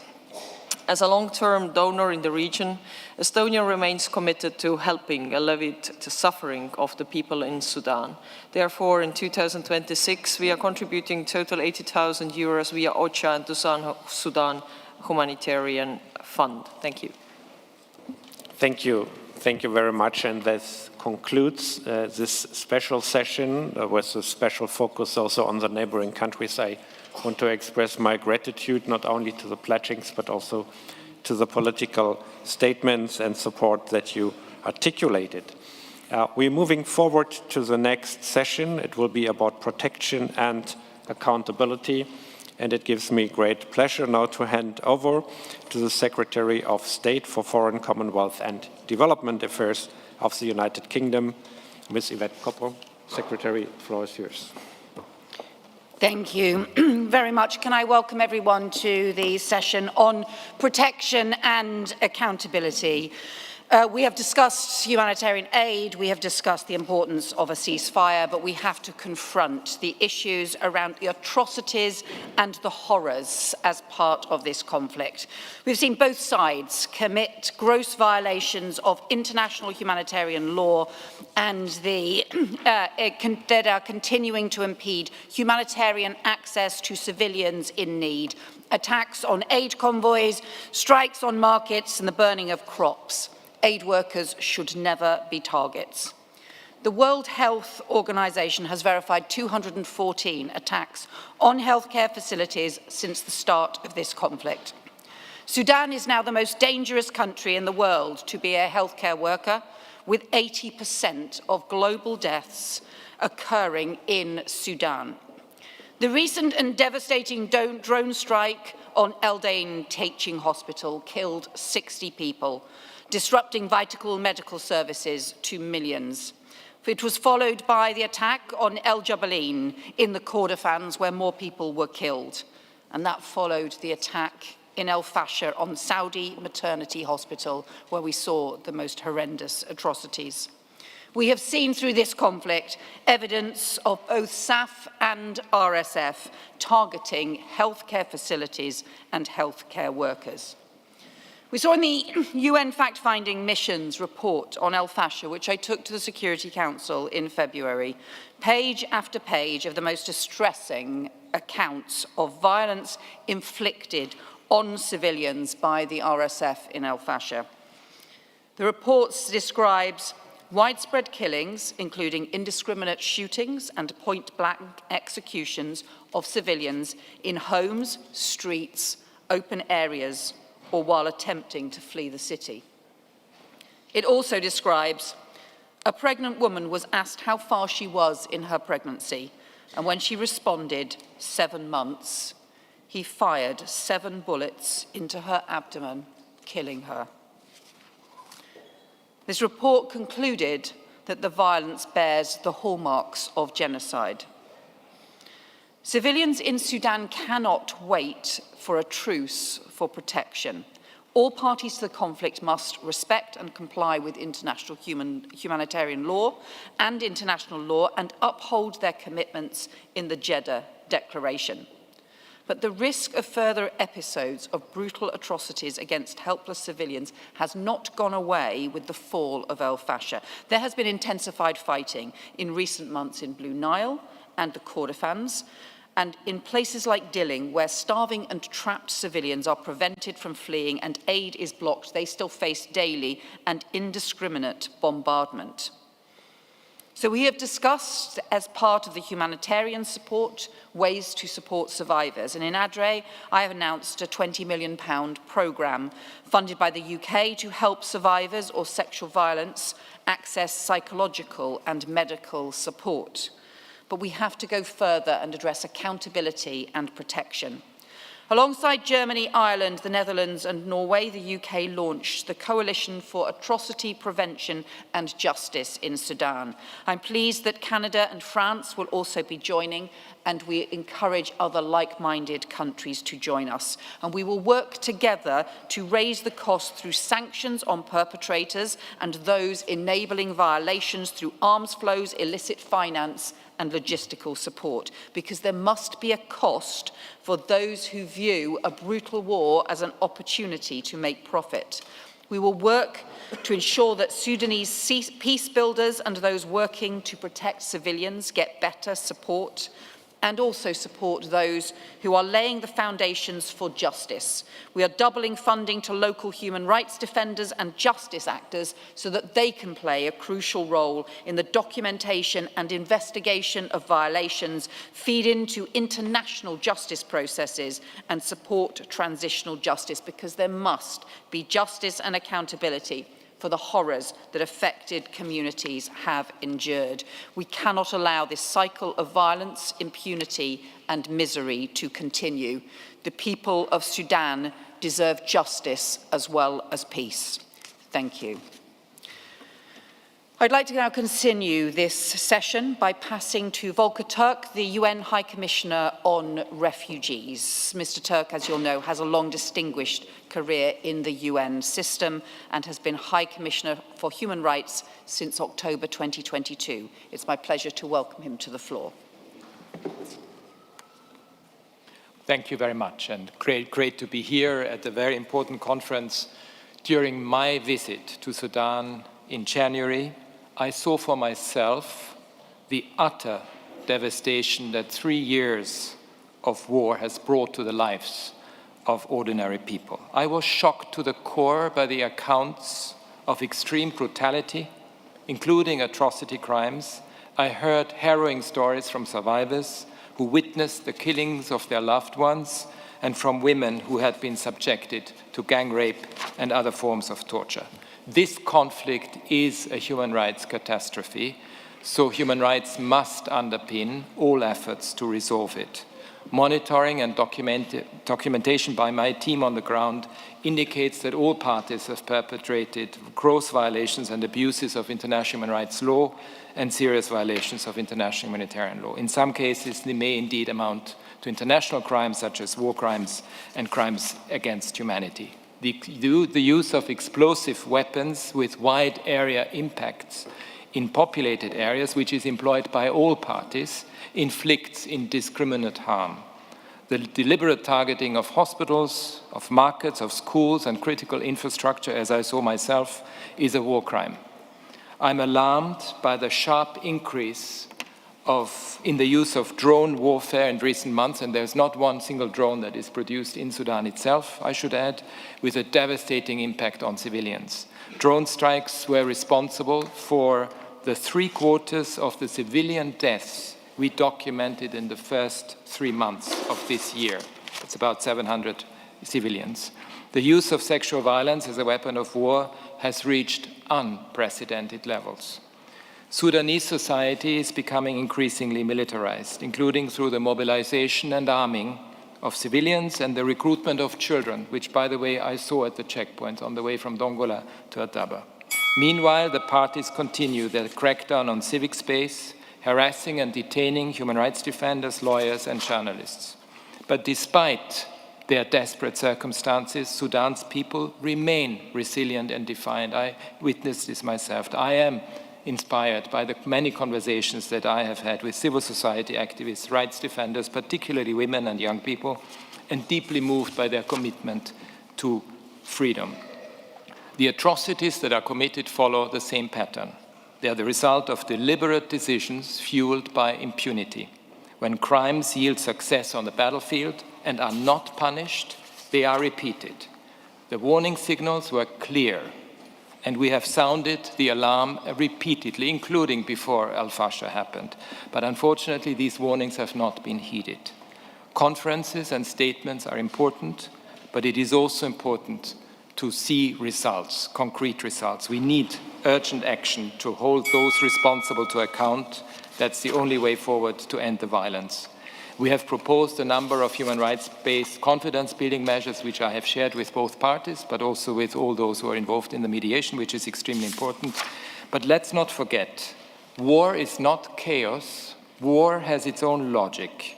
Behind the destruction of Sudan lies a complex web of strategic and economic interests and enormous profits. The parties to the conflict are exploiting the country's gold, cotton, livestock, and gum arabic to pay for their war. External powers are providing advanced weapon systems and finance while promoting their own agenda. I urge all countries to ensure full compliance with the arms embargo in Darfur and to end the transfer of the weapons that are being used in manifest disregard of the obligation to protect civilians. I also urge for the entire situation in the Sudan to be referred to the International Criminal Court. All those with influence have a duty to act against the individuals, the countries and companies that benefit from the destruction.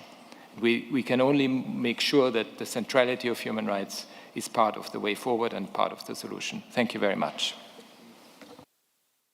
Thank you, High Commissioner. I would like to now pass to Jörg Lauber, recently appointed as Vice President for the International Committee of the Red Cross. It's my great pleasure to welcome him to the floor. Thank you, Madam Secretary. Excellencies, dear colleagues, for 3 years, civilians across Sudan have endured appalling violations of international humanitarian law. This conflict is made deadlier by deliberate attacks on essential infrastructure like hospitals, power plants, water systems and dams. Humanitarian personnel have also come under repeated attack. Over 20 Red Cross and Red Crescent volunteers and workers have been killed on duty since the start of the war. All sides have a clear obligation to respect the rules of war. They must come back to the basic rules enshrined in IHL, rules that were reaffirmed in the Jeddah Declaration. The ICRC can facilitate a structured humanitarian dialogue around areas that would have an immediate and life-saving impact for civilians across Sudan. This can include 1. Recognizing that attacks on hospitals, clinics, ambulances and medical workers are strictly off-limits. This is a legal obligation under international humanitarian law, but also, of course, the right thing to do. 2. Marking infrastructure like water systems and power plants as protected. Too much essential infrastructure has already been destroyed. What remains must be spared. This will make post-war recovery and rebuilding easier and will prevent the further loss of hard-fought development gains. 3. Allowing the ICRC to visit detainees on both sides. When given regular access, we can monitor conditions and treatment, prevent disappearances and keep families in touch. This work is also instrumental in laying the ground for eventual simultaneous prisoner release. And 4, ensuring a safe space for humanitarian and medical personnel to work so that they can serve those in need wherever they are. The cost of inaction is clear. Civilians in Sudan cannot wait for a ceasefire or the end of the war for their lives to be put first. It starts when taking practical, actionable steps based on the rules of war that save lives and preserve human dignity. Thank you. Thank you very much, Mr. Lauber. And now can I pass to our final speaker before we return to the pledging session, Alain Delatroze. Mr. Delatroze has been Managing Director of Geneva Call since 2018. It is a great pleasure to welcome him to the floor. Mrs. Chair, thanks to the German government and Secretary of State of Germany for organizing this very useful and important conference. From all the immense sufferings imposed on the civilians in Sudan that this conference has been underlining since the beginning of this afternoon, let me focus on one: the deliberate burning and destruction of farmlands. Areas that were once the region's breadbasket have been pushed into hunger. This is not accidental, as we all know, it is systematic and planned. As food production in conflict-affected areas collapses, food prices have surged beyond the reach of already vulnerable populations.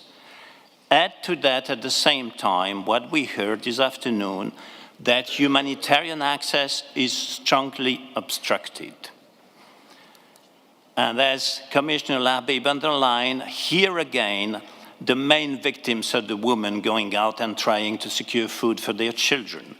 And yet, even in this environment, engagement is not optional. It is necessary. Through direct engagement and training of more than 800 commanders, Geneva Call has translated dialogue into tangible outcomes. In February, for example, our colleagues could guarantee safe passage for humanitarian convoys to deliver life-saving assistance to over 130,000 people in Dilling and Kaduli in South Kordofan. These outcomes illustrate a broader point. Dialogue is not a concession that governments and others would make to an outfit like Geneva Call. It is a tool for prevention.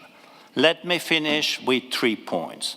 The emerging atrocity prevention coalition is, in our views, an important step, but it must move quickly from intent to action. Second, we need clear designated accountability focal points within the parties to the conflict, including on protection of civilians. Third, protection of civilians should not be treated as a standalone agenda item. It must be systematically raised in all bilateral discussions with the actors. Finally, we must recognize that prevention cannot be an afterthought. Dialogue, however difficult, is one of the few tools available to reduce harm in real time. It must be protected, enabled, and supported. Only when engagement is in principle and sustained, protection becomes possible. Thank you. Okay. Can I turn now to the WHO, the Assistant Director General of the World Health Organization, and call him to the floor. Thank you, Foreign Secretary Cooper, distinguished colleagues.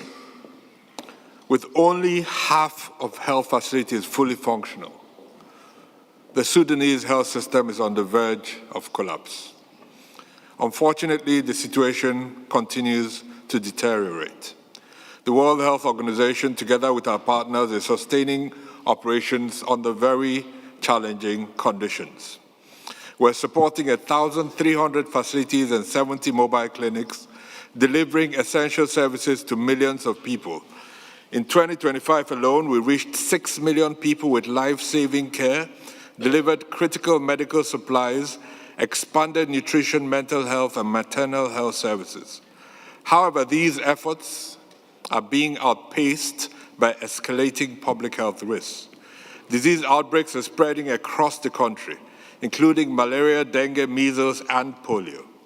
Malnutrition is rising, particularly among children, and the fragile surveillance systems limit early detection and response. In response to all of this, WHO has supported the introduction of malaria vaccines, making Sudan one of the first countries in the Eastern Mediterranean region to do so.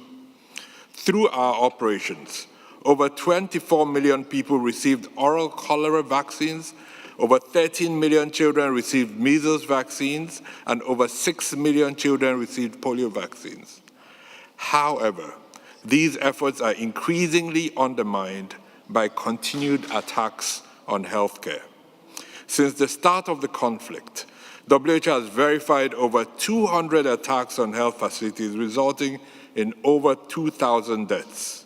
The recent attack on the Al Dain Teaching Hospital, which killed patients, children, and healthcare workers, rendered the hospital non-functional, and it's a reminder of the stark human cost. These attacks are unacceptable. Healthcare must never be a target. We must not allow these violations to become normalized. WHO remains committed to supporting the people of Sudan, but we cannot do this alone. We need sustained access, protection of healthcare, and continued support to ensure that essential services reach those most in need. I thank you. Thank you. Can I now turn to the IOM and the Deputy Director General of Operations, Ms. Ugochi Daniels. Thank you, Foreign Secretary, Excellencies, distinguished guests. As Sudan's conflict enters its 4th year today, we've already heard extensively about how the world's largest internal displacement crisis is characterized by human misery, death, atrocities, and grave violations. We know that most of the displacement, over 60%, is in Darfur, and IOM has tracked that many in Darfur and Kordofan have been displaced multiple times.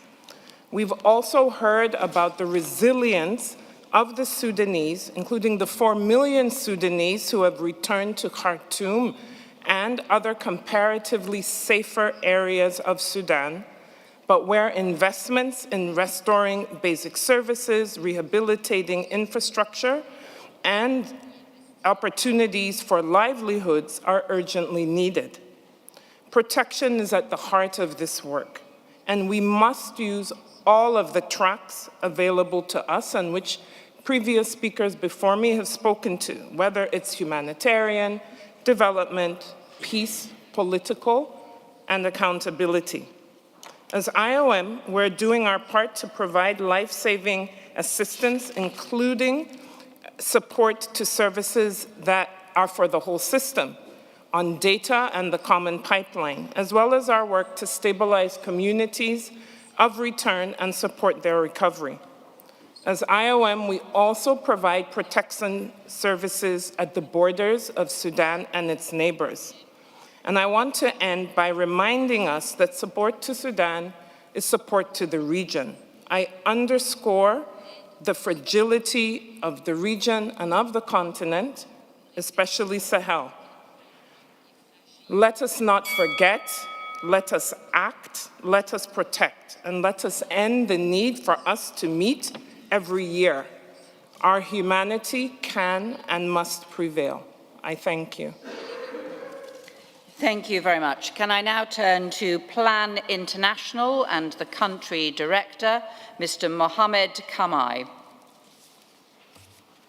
Excellencies, a few weeks ago, I spoke with a 13-year-old girl named Amal. Her name means hope in English. She told me about her dreams. She dreams of waking up in the morning without the sound of drones overhead. She dreams of walking to school while feeling safe.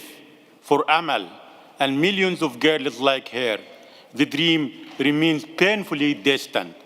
Today, 15 million children and girls are out of school. Hundreds of thousands of them are exposed to extreme gender violence, including sexual violence, and are left unprotected.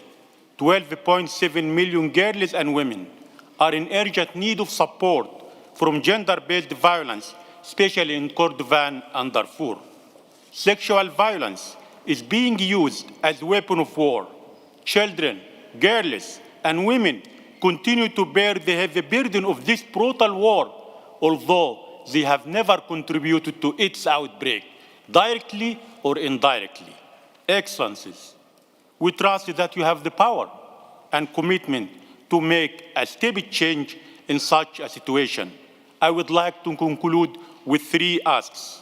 First, Plan International is calling on all states and parts to uphold international humanitarian law and to prevent further violations. Second, funding for child protection and gender-based violence needs to be prioritized with at least 5% of the total funding allocated toward the response in Sudan.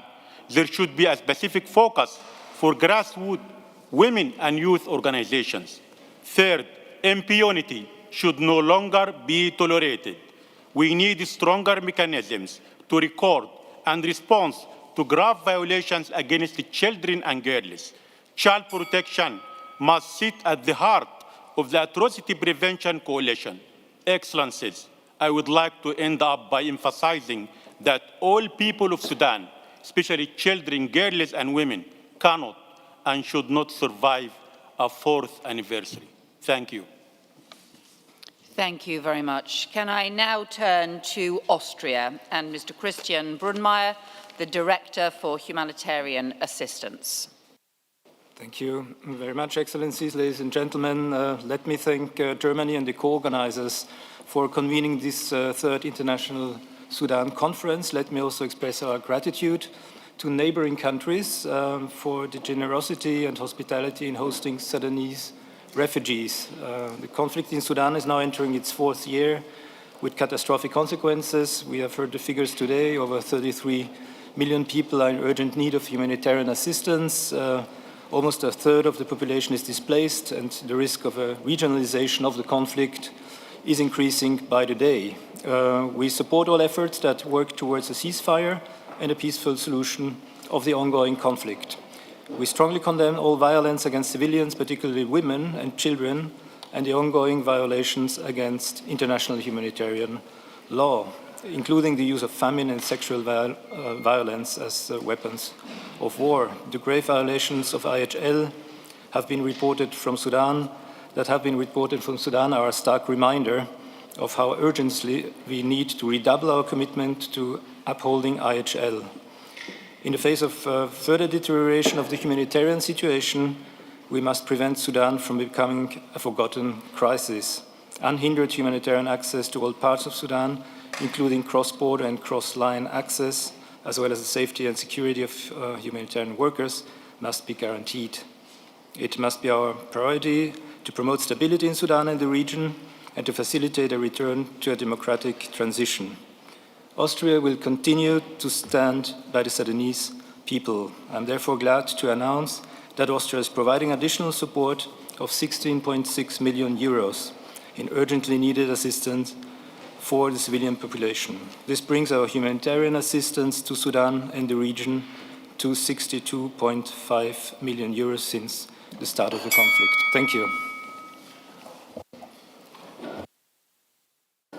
Thank you very much. Can I now turn to Finland and Mr. Timo Olkonen, the Deputy Director General for Africa.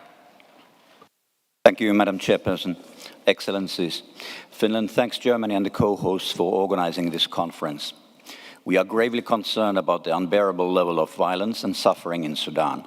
We are especially concerned about the challenges for humanitarian actors to respond to the needs of the population, and especially to reach those in the most vulnerable situations. Women, girls, and children are bearing the heaviest burden of a deepening crisis. Sexual and gender-based violence has been systematically used as a method of warfare, and children have been systematically recruited as soldiers. This must stop. Finland strongly condemns all violations of international humanitarian law and attacks and targeting of civilians and civilian infrastructure. We call for concrete measures to protect civilians, including humanitarian workers. We call for immediate, unconditional, safe and unhindered humanitarian access in full compliance with the international humanitarian law. Life-saving humanitarian assistance must never be politicized, and humanitarian organizations must be allowed to operate in accordance with the humanitarian principles of humanity, impartiality, neutrality, and independence. The Sudanese civil society plays an important, critical role in respect of delivering humanitarian assistance. Finland actively supports localization and channels flexible, front-loaded funding through UN agencies and Finnish NGOs that prioritize working with local partners. The complex conflict resolution process in Sudan needs coordination of many different actors, states, civil society, and multilateral organization. Finland supports the efforts of the Quad and the Quintet, both bilaterally and as a member state of the European Union. We wish the best of success to the recently nominated UN Secretary General Personal Envoy for Sudan, former Finnish Foreign Minister Pekka Haavisto, and are ready to support the efforts of his office. This year, Finland has provided new funding in the beginning of 2026 in total of 7.2 million euros through WFP Sudan, UNHCR response in the East and Horn of Africa and Great Lakes region, the Office of the Personal Envoy for Sudan, and Finnish NGOs. I thank you. Thank you. Can I continue with the pledging section of this session by going to Australia and the Australian representative, Ms. Natasha Smith. Thank you, Madam Chair, and thank you to Germany and the co-hosts for bringing us together today. I also want to thank other participants at this meeting, especially those representing humanitarian organisations, and amongst them, especially those representing local actors and local organisations. The reports that we have heard today are truly harrowing.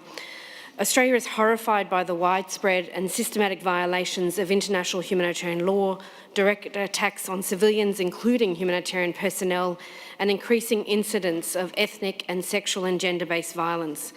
We call on all parties to uphold their obligations to protect civilians, including humanitarian personnel, consistent with international law. We've consistently called on all parties to agree to a permanent ceasefire, return to negotiations, and work towards civilian-led democratic governance in Sudan, including most recently in March at the UN Human Rights Council. Madam Chair, today I'm pleased to announce a further $7 million Australian contribution to the Sudan Humanitarian Fund in response to the devastating crisis we see. Our assistance will help provide food, clean water and shelter, and support to victim survivors of gender-based violence. This brings our total funding since the outbreak of the conflict to over $67 million Australian dollars, and total funding to the SHF to $31 million. I thank you. Thank you very much. Can I turn now to Belgium and to Piet Herbout? Thank you, Madam Chair. Excellencies, ladies and gentlemen, I would like to thank our German host and all international partners for convening this third international conference dedicated to the humanitarian response for the people of Sudan. This high-level gathering reflects our shared responsibility to address one of the gravest humanitarian crises of our time. Belgium remains deeply concerned by the dramatic deterioration of the humanitarian situation in Sudan, which is a direct consequence of the ongoing armed conflict.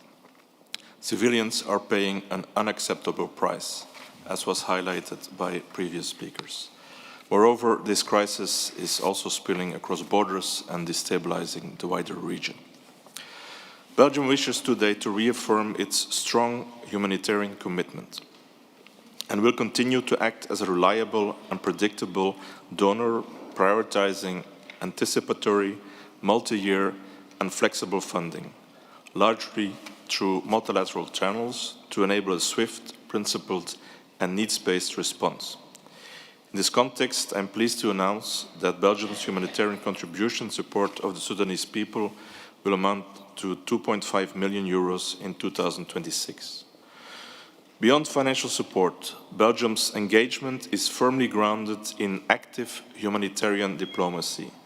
We will continue to advocate for full respect for international humanitarian law and human rights, for the protection of civilians and humanitarian personnel, and for safe, unhindered and sustained humanitarian access throughout Sudan, so that assistance can reach all those in need without discrimination and in accordance with humanitarian principles. Thank you. Thank you.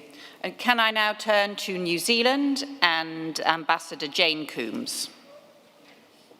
Thank you, Madam Chair. I too would like to thank Germany, France, the United Kingdom, the United States, the European Union and the African Union for convening this important event. New Zealand remains gravely concerned by the catastrophic humanitarian crisis in Sudan, and we join others here in calling for an urgent end to hostilities. New Zealand unequivocally condemns the continued and abhorrent violence against Sudanese citizens, and the international community must take action to ensure that the atrocities in Sudan come to an end. Parties to the conflict must respect international humanitarian law. Civilians and civilian infrastructure must be protected. Safe, rapid and unimpeded humanitarian access is a fundamental obligation. The international community must not lose sight of Sudan. New Zealand, for its part, will provide a further contribution of $5 million to help meet urgent humanitarian needs, bringing our total support since 2023 to 17.5 million New Zealand dollars. I thank you.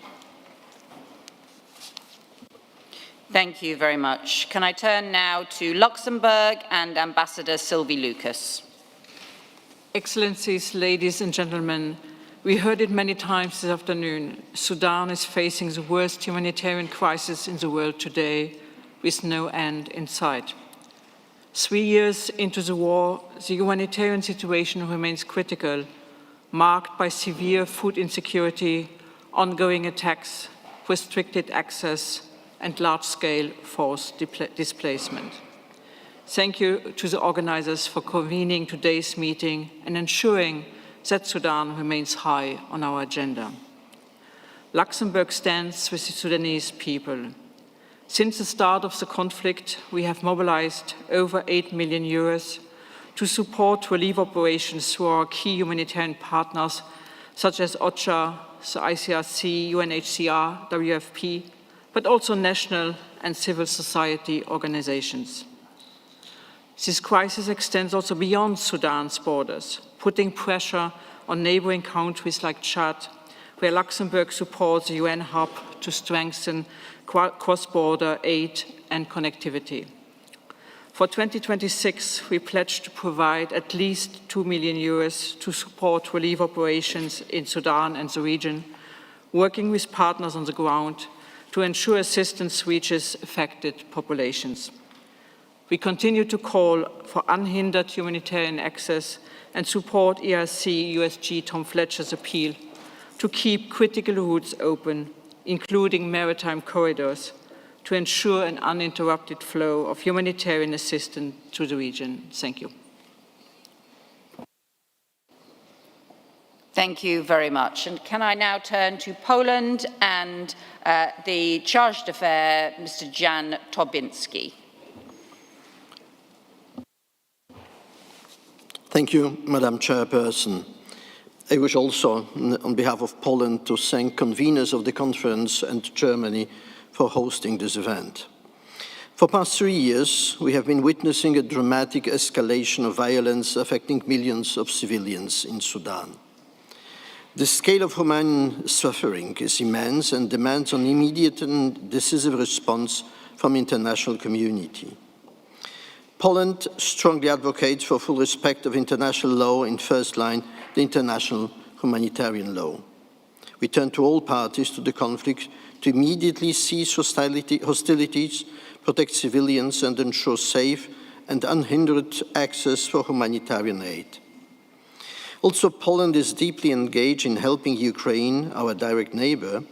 We do not remain indifferent to the suffering of people in other parts of the world. In recent years, Poland has been supporting financially international organizations providing humanitarian aid to Sudanese people. Since the outbreak of the war, Poland's contribution to Sudan have constantly increased. This year, we have allocated so far €1 million to the Sudanese Humanitarian Fund. Collectively, we must pay particular attention to the growing risk of regional destabilization and forced migration resulting from the ongoing crisis.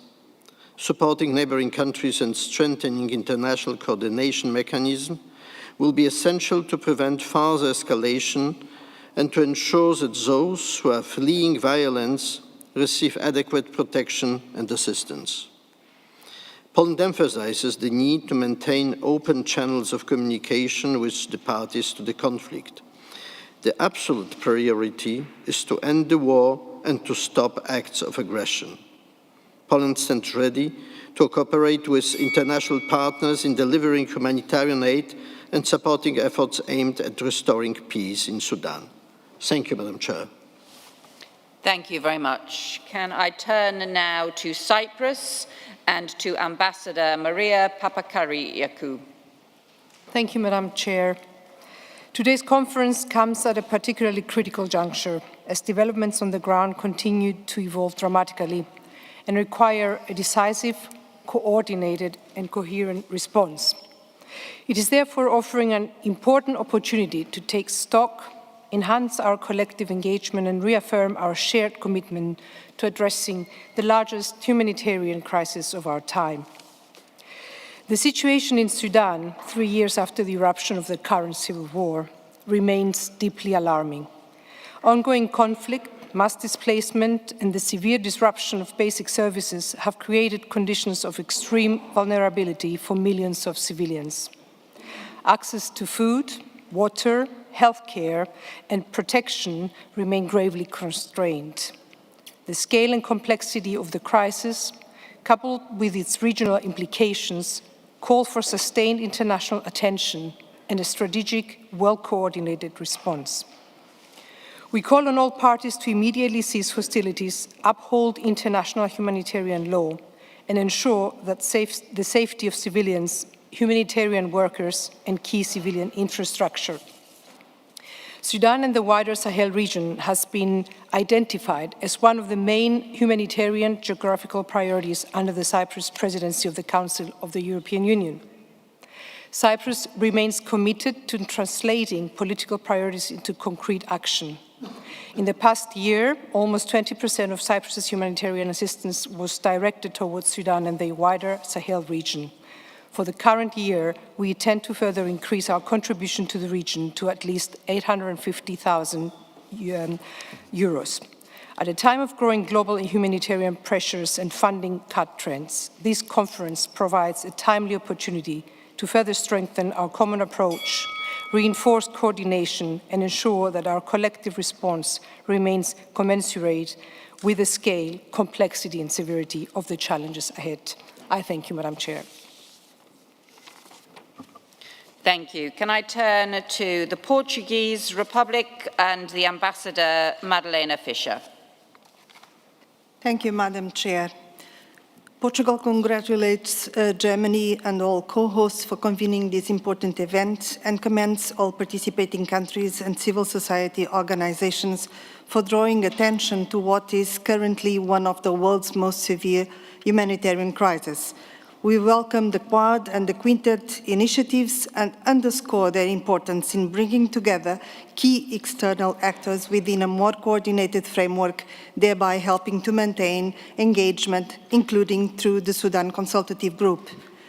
We express concern over the increasing use of advanced military capabilities, notably drones, and condemn attacks against civilians and critical infrastructure, including healthcare facilities.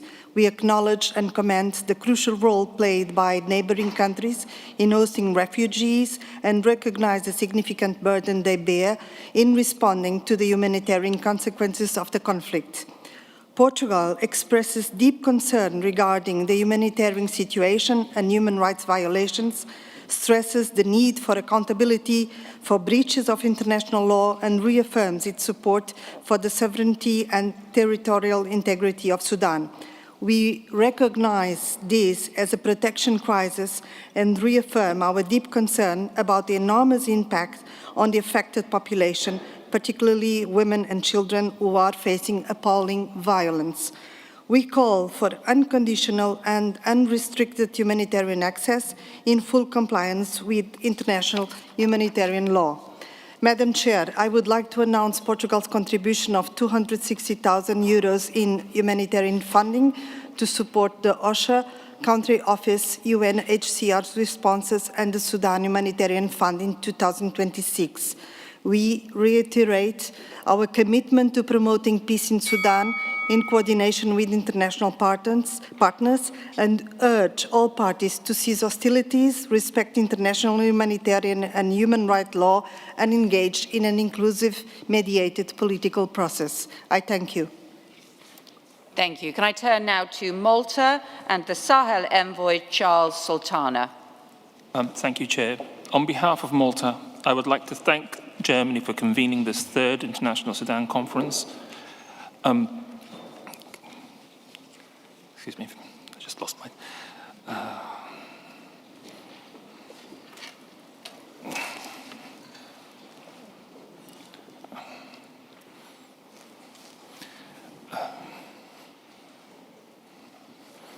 Sorry. Malta, do you want me to come back to you and I'll go to Yes, Croatia please. first? Sorry, I apologise, yes.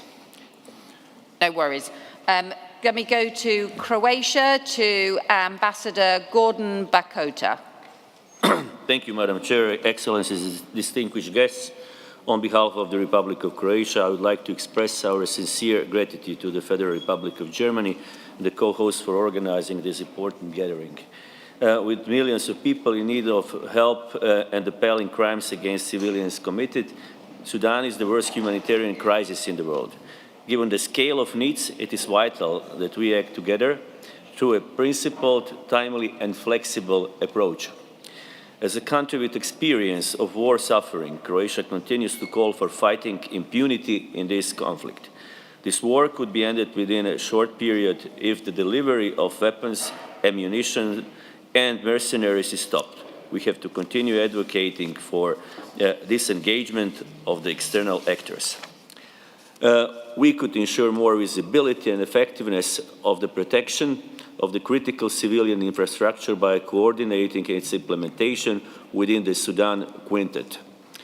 An inclusive Sudanese-led political process supported by the international community is essential to achieving lasting peace and stability. We therefore welcome broader engagement of Sudanese civil society in discussions on the future of Sudan, including their presence in Berlin. Today's conference is a valuable contribution to a coordinated international response aimed at alleviating the suffering of Sudanese civilians, especially women, children and youth. In this context, Croatia is committed to contributing to the joint Team Europe response in line with our strong commitment to global solidarity. Thank you. Thank you very much. Can I go back to Malta and the Sahel envoy, Charles Sultana? Apologies for that, Chair. Thank you. On behalf of Malta, I would like to thank Germany for convening the 3rd International Sudan Conference. As this devastating conflict enters its 4th year, it remains essential for the international community to continue its efforts to bring it to an end and to address humanitarian crises in the country.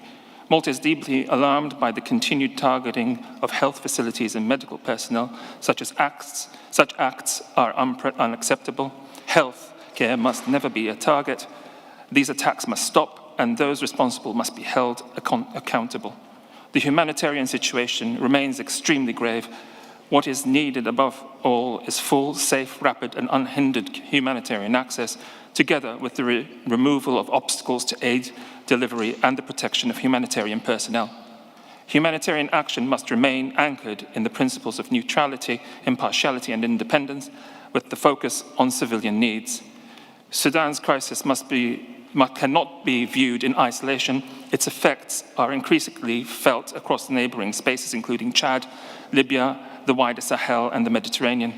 In this regard, Malta will be pledging €60,000 to Sudan through UNICEF, as well as €50,000 to Libya for the ICRC, and €40,000 to South Sudan for the FAO. While humanitarian assistance is vital, it is only one part of the solution. This calls for de-escalation, a lasting ceasefire, and an inclusive, civilian-led peace and political process. Thank you. Thank you very much. And can I finally turn to Lithuania and Deputy Ambassador Giedrius Mickūnas. On behalf of Lithuania, we would like to thank Germany and co-host for organizing such an important conference. Lithuania wishes to announce its pledge in support of humanitarian efforts of €50,000. We align fully with the European Union's call for immediate, safe and unimpeded humanitarian access, the protection of civilians, humanitarian personnel and critical infrastructure in accordance with international humanitarian law remains an absolute priority. We share the EU assessment that humanitarian assistance, while essential, cannot substitute for a political solution. A sustainable way forward requires a Sudanese-owned, inclusive and civilian-led political process with the meaningful participation of women and youth, supported by coordinated mediation efforts under UN and African leadership. Lithuania underscores the need for consistent international engagement to discourage external military support to the parties, uphold international law, and promote accountability. Thank you.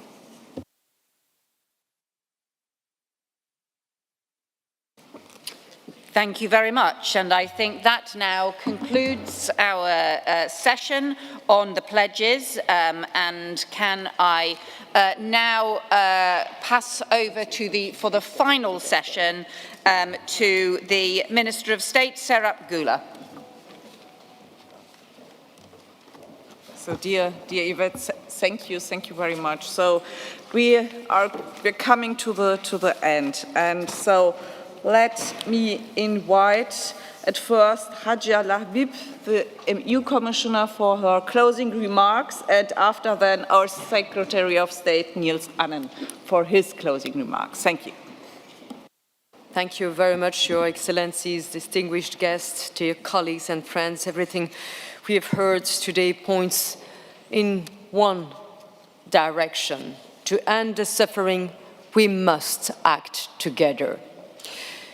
To help break the cycle of violence and impunity and to prevent more atrocities, I'm pleased to announce that the EU is looking forward to joining the Coalition on Atrocity Prevention and Justice in Sudan.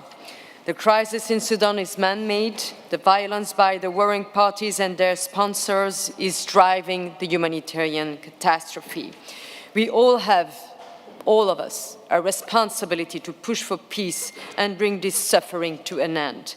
The Sudanese people need an immediate ceasefire.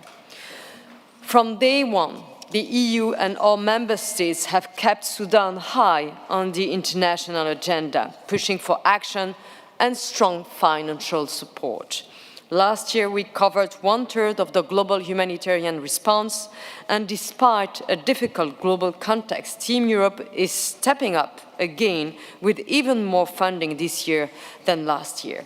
In addition to the 360.8 million euro made available by the European Commission, EU member states are pledging today 403.86 million euros, bringing the Team Europe total to 764.66 million euros for support inside Sudan and in refugee hosting neighboring countries. And this includes over 215.7 million euros for Sudan and over 145.3 million euros for neighboring countries and hosting community. Sudan remains the EU's largest humanitarian commitment in Africa. Let me stress one point. Sudanese responders are at the heart of this funding.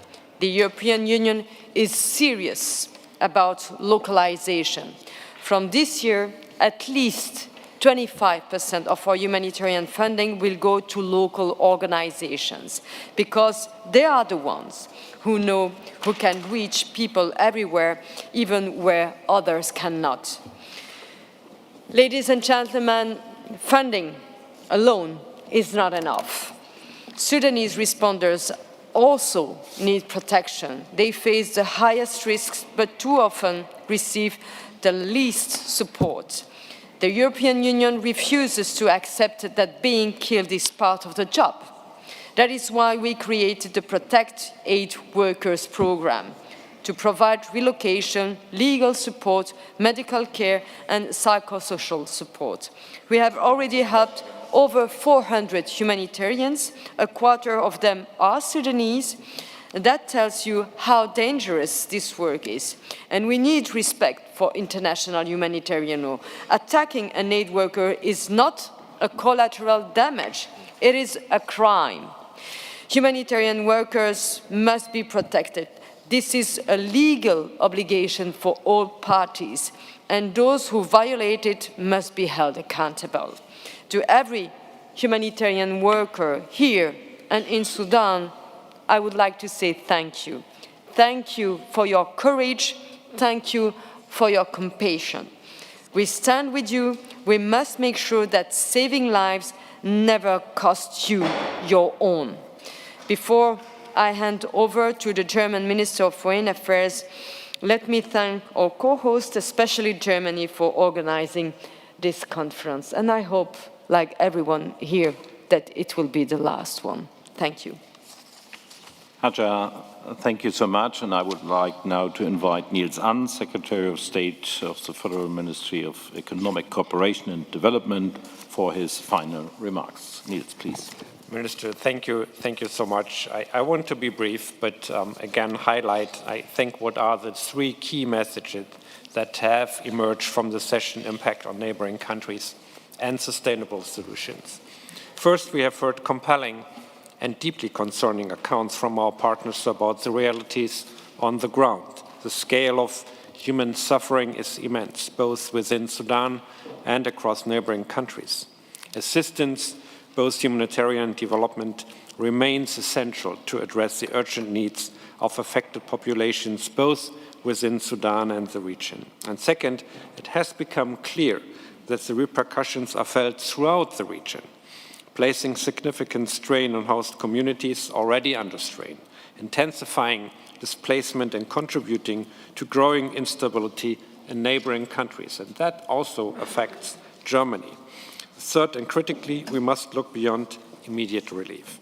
Sustainable solutions are needed to strengthen resilience and create long-term prospects for affected populations.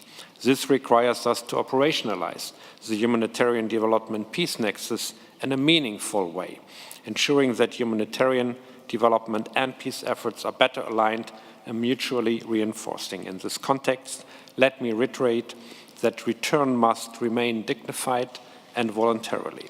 And finally, I would like to acknowledge the generous commitments announced today. I can assure you that the German Ministry for Economic Cooperation and Development remains committed to the people of Sudan and its neighboring countries. Thank you very much for your attention, and let me now hand over back to our Foreign Minister, Joe. Thank you very much. Niels, thank you so much indeed, and friends, colleagues, excellencies, I would like to thank you once again for coming to Berlin, for making it possible that this conference took place, for your invaluable contributions to this conference. And to the co-hosts, thank you for the great cooperation in putting the program together. To all participants, thank you for your steadfast engagement and your support for the people of Sudan, and for joining our efforts to end this terrible war and the human suffering. Unfortunately, it is raging on. Too many people seem to still have an advantage from fighting this war. So we need to work together to raise the cost for those who benefit from this conflict. And we need to assist the millions of people that are suffering. Thank you for your substantial pledges that will help to alleviate the worst suffering and to cater the most pressing humanitarian needs. Together, we have managed to mobilize 1.59 million, and as a lawyer, I'm not counting, I would say 1.5 billion euros of funding for Sudan.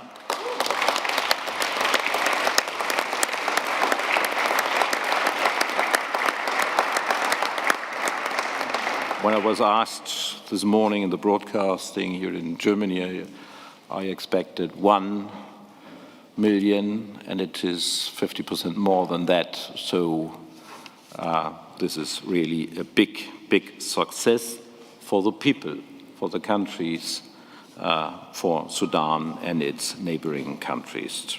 Amidst all the horrific news we hear from Sudan, the prospect of a surge in humanitarian assistance provides a glimmer of hope for the people in Sudan. But, and we all know this, pledges alone do not solve the problem. Humanitarian assistance must reach the people in need. This is an imperative of humanity.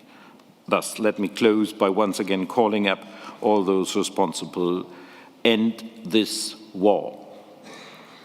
Respect international humanitarian law, allow and facilitate the rapid, safe and independent access of food, medicine and other essential supplies to civilians in need. Protect civilians, including humanitarian personnel at all times, particularly women and girls who remain at risk of sexual and gender-based violence.